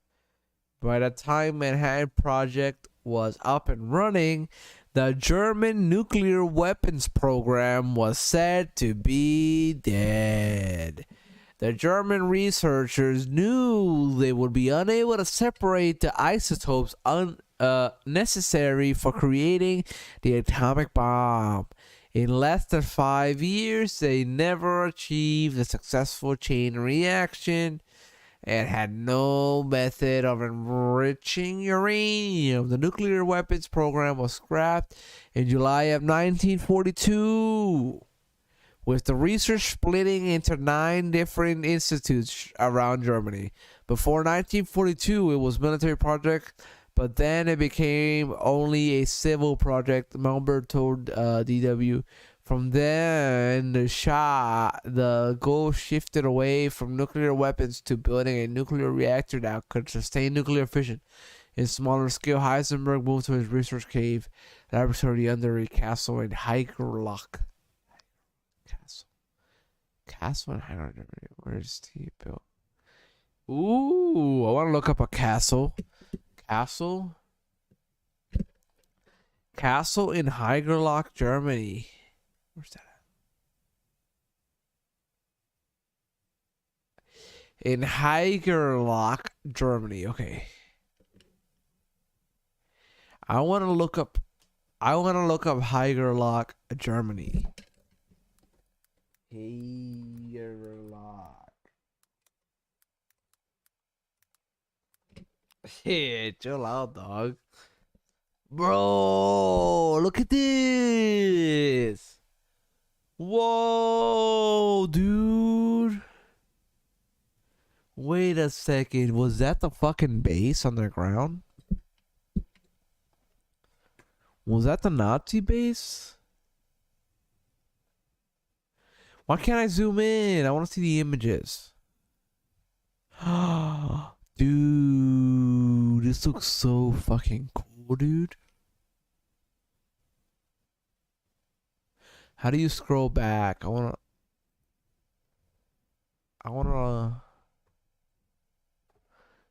wanna see the pictures. Okay, Heigerlock. What is this? Heigerlock, Germany. Ew. You fart, dude? My cat farted, bro. My cat fucking... It's just his thing. Ugh. What the fuck? Bro. Did you shit yourself, dude? Did you fucking shit? Okay. Atom color higher. Whoa, bro. I want to go to this fucking military base. Heigerlock.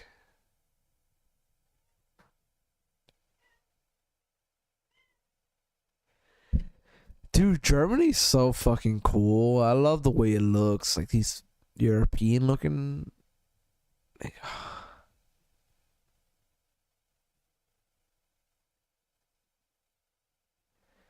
That is such a cool fucking castle, dude. Oh my god. Germany's so cool. I want to go to Germany.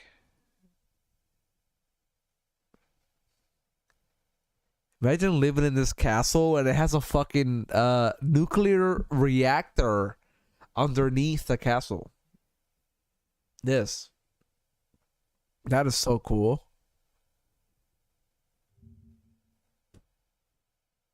Atom color Heigerlock.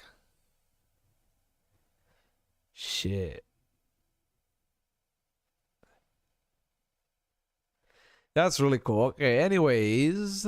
Besides that, I heard that Hitler thought that nuclear weapons were like a Jewish science, and therefore they didn't pursue it. Oh fuck, what was that? I had something open, bro. History. I'm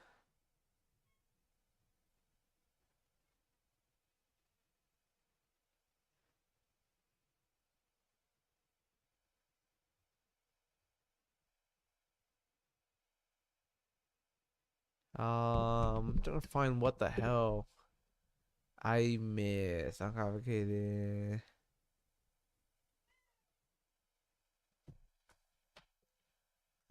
Fuck. What video did I have? Fucking. Was it this one? Move so. Maybe it was this one.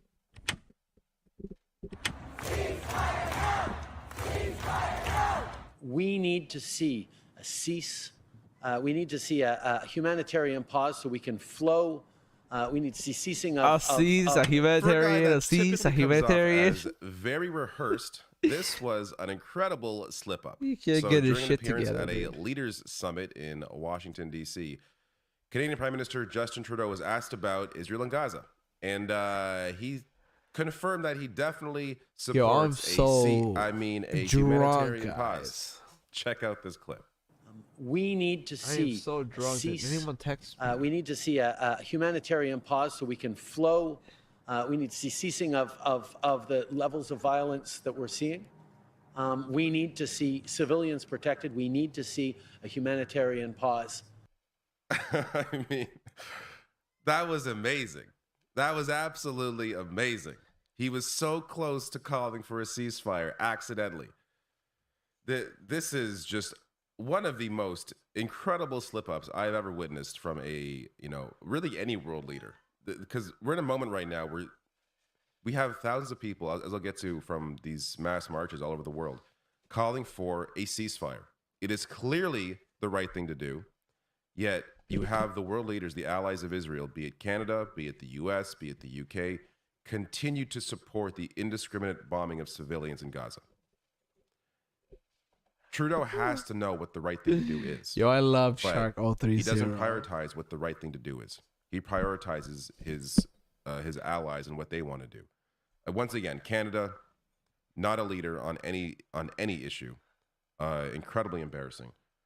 But you have here recently, this came out from the NDP, one of the other parties. So in case you're not Canadian, right now the NDP is the third largest party in Canada. They recently came out to demand that Trudeau calls for a ceasefire. And they did this, as they say in their letter here, after more than 100,000 Canadians wrote to them calling for a ceasefire, showing you that this sort of pressure does work. Now, yes, you need a lot more pressure when it comes to moving actual governments, because again, we're talking about just a party here. But this is why it is so important. Yo, fucked up. You know, tens of thousands. I'm of literally people in the fucking streets all over the world texting. marching for a I'm ceasefire. texting fucking So, Dig News writes here, Shark 030. Or demonstrations in support of Gaza I'm take like place in at least streamed 2 dozen Canadian cities. So chatting. this is in Ottawa. Thousands That's there. funny, dude. This is in Toronto. That's so I'll play this funny. clip. I hope Senpai notices me.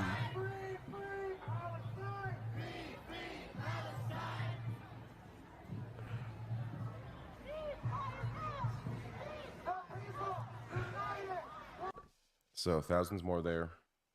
This is at night in Toronto. After 5 hours, tens of thousands. Damn, bro, that's mad people.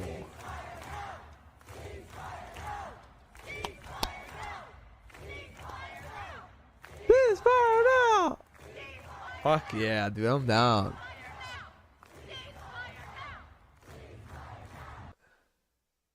And ceasefire is really the bare minimum, and you can't even get world leadership to agree to that, because of course the larger issue at play here is the ongoing occupation, the apartheid, but it all begins with the ceasefire. All these people are calling for, these tens of thousands, I would say millions worldwide, maybe not in the streets, but millions worldwide, are calling for the Israeli government to stop indiscriminately bombing civilians. That's it. This is not hard. From Common Dreams, Let Gaza Live, a month into Israeli war, massive U.S. protests demand a ceasefire. So this is Washington, D.C. Play a bit of this.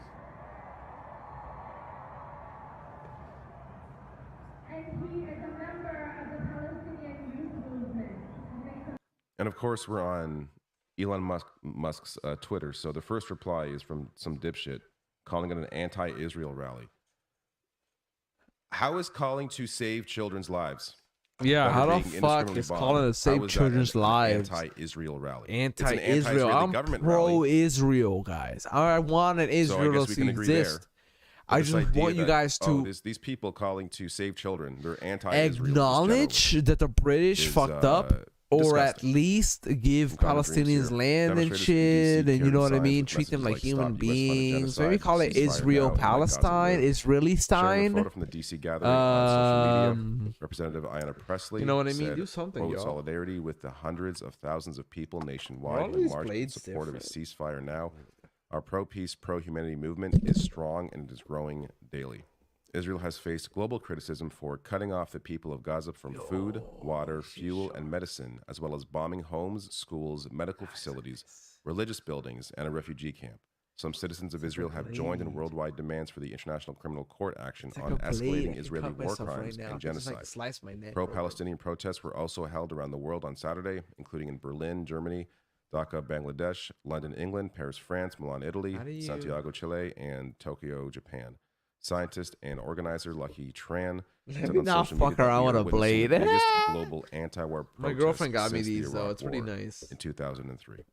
That's cool. And Ryan Grimm here sharing this out. This has to be the biggest pro-Palestinian march in U.S. Not sure how to history. use it. Another clip here from Washington.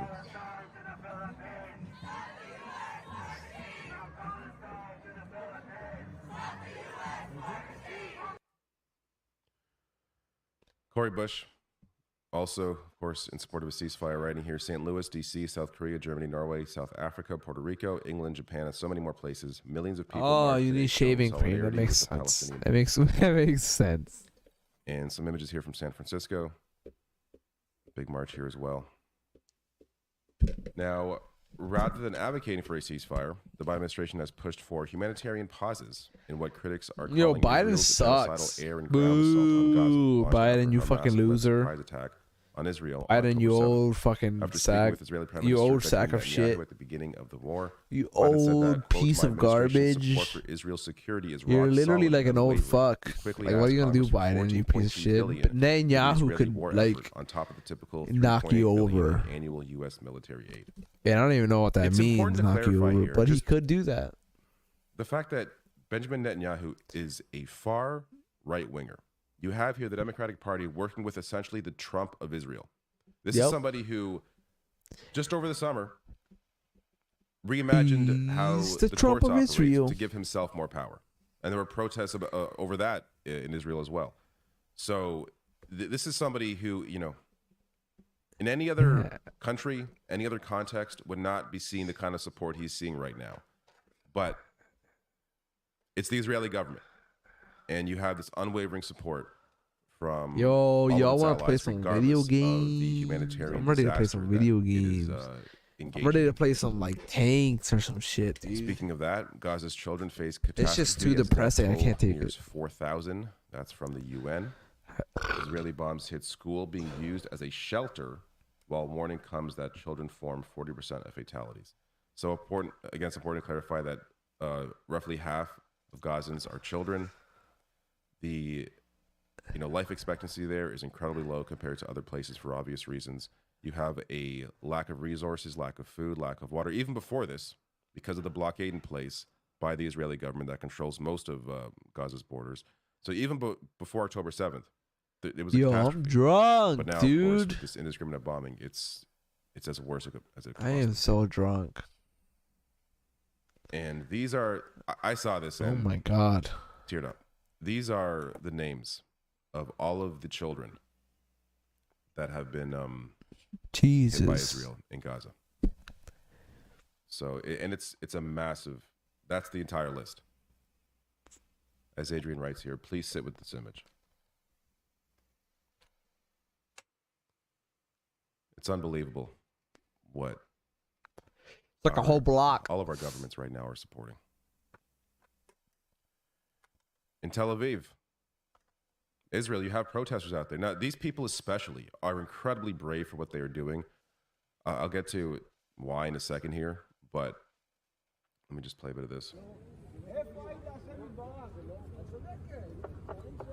These people could be arrested at any second. Their government could literally arrest them. So Israel right now, the Israeli government is cracking down on these anti-war protesters. As the nation writes here, the crackdown has begun. Israel goes after critics of its Gaza war. Palestinians and Jews in Israel are being suspended from universities, Israel. fired from jobs, and subjected to night arrests, all because of social media posts. That's just social media. So the people in the streets, They could all are go to incredibly brave jail. for going out and protesting their government. Fuck I wanna Israel's end on this, 'cause government. this is, I will link to this below as I do all my sources, but this is a really great piece that goes into just what the impact any dissent of Israel is having on people's lives. As Vox writes, Israel's crackdown on dissent will only hurt it. So this is from Sigal Samuel. Get and fucked, this Israel. is somebody who is an author, has been critical of the Israeli government in the past, and he goes on before this to discuss how he was almost, or somebody complained about an appearance he was going to have, and luckily the venue held firm, and he was able to still do the appearance. But someone complained because he had been critical of Israel in the past. So as he writes here, if I, a Jew and citizen of Israel, am not allowed to question the Israeli government's narrative, then who is? The answer increasingly is nobody. And he goes on here to name person after person. So I'll do a few here, but I might be here all day if I read them all. that have been pushed out of their positions because of their criticism of the far-right-wing Israeli government. So, as he writes, the answer increasingly is nobody. Not the Pulitzer Prize-winning author Viatan Nguyen, who was supposed to speak at Manhattan Cultural Hub 92NY, but saw his event abruptly pulled after he signed an open letter condemning Israel's war in Gaza. Not the editor-in-chief of science journal eLife, Michael Eisen, who was fired after reposting an Onion article about Gaza with the headline, "Dying Gazans Criticized for Not Using Last Words to Condemn Hamas." Not the Web Summit CEO, Patty Correct. Cosgrave, who tweeted that war crimes are war crimes even when committed by allies, referring to Israel's war in Gaza, and then had to resign from leading Europe's biggest tech conference. That's true. Not the Boston Workers' Circle, a Jewish cultural center that got ousted from the Boston Jewish community's umbrella group after co-sponsoring a rally calling for a ceasefire. Not the Israeli professors, journalists, and lawmakers who have been suspended, fired, or even arrested for criticizing the war in Gaza. Bullshit. And not even the Israeli hostages who were recently released from Hamas captivity, when an 85-year-old hostage said that she was given access to medical care and treated well Bullshit. while in captivity. Israeli officials moved to prevent any similar press conferences in the future.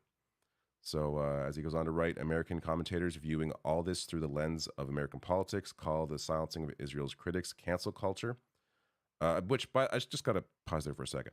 I think people are doing that in a tongue-in-cheek kind of way, because that is what the right wing tries to claim that the left is doing. Here is a clear example of what they complain about going on.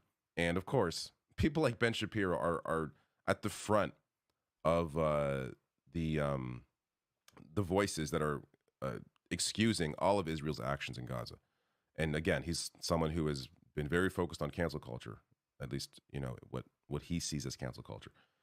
But it's more serious than that. This is political repression, and that's a problem not only because it cuts against the values of free speech, but because it stands to hurt everyone, including Israel itself. So I'll link to the rest. It's a great article. It's worth reading, and it really gives you an idea of just how even something so obvious, so clear, let's not support a far right-wing government bombing children, bombing anybody, bombing civilians in Gaza. Even just acknowledging that can possibly lead to you getting, fired, let go, become an outcast in your community because you are just stating something obvious. I agree, man. I agree.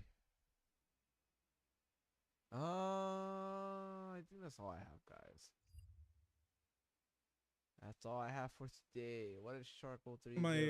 I put it on in 2020. Oh shit. Okay, good to know. What up? Let me see if I can text. Good to know. 2020. So it's like 3 years old. Okay. I thought I did it in 2018. No, it was 2020. I put it. Okay, I remember. This sticker is from me being. It's an important sticker for me because this is the video. This is the sticker that I got to vote for.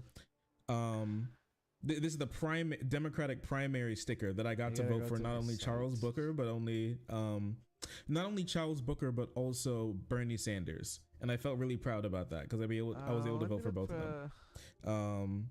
That I was like actually proud to vote for at the time. So yeah, I was.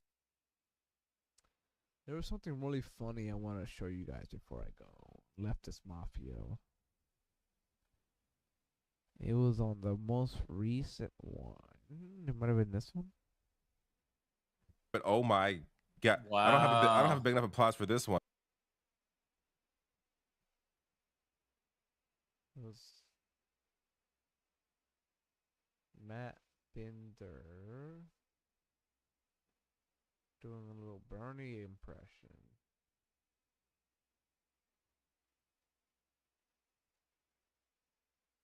Right here. Let Fetterman talk. This is biased. Let Fetterman talk. Everything you said there, amazing. Thank you. Here it is. Here it is. It's really funny. This is biased. Let Fetterman talk. Play a clip of Fetterman. Play a clip of Fetterman. Who's teaching him these things? Who's giving him control? Yeah, I don't know. No, how do you do that? How did he do this? I want to do How that. did he know StreamYard so well? I need to really get in that because. No, this is it's some software Matt has that's separate. You from want a StreamYard. ceasefire? This is my answer. Matt. You should call Bernie Sanders, Matt, as the Bernie Sanders voice. Be like, Bernie, this is you from the future. Please, you're gonna sorely regret what you're doing. I don't do it as good as you, but you know what I mean. You get the sentiment. Matt, did you want to be like a stand-up comedian at one point in your life? I feel like that's what I was doing comedy for a bit. So you look at that. Matt was doing That's comedy. funny. See y'all, we find got something clocked. new out every day. I do want to share a bit of this. No, don't play that either. It's obviously like I'm not. It's 8 minutes long, so I won't play the whole thing. But the beginning it's really good. This summer, I spent 10 days in Palestine, in the occupied territories, and in Well, yeah. That's about it. We saw this already. I hope you guys enjoy it. Hope you guys had a good show. Hope you guys cried with me, laughed with me. I hope you're not mad at me. I love you guys all. Love everybody. Let's end the hate. Let's end the hate. Let's love each other. Is there anything else I wanted to show you guys? I don't think there is.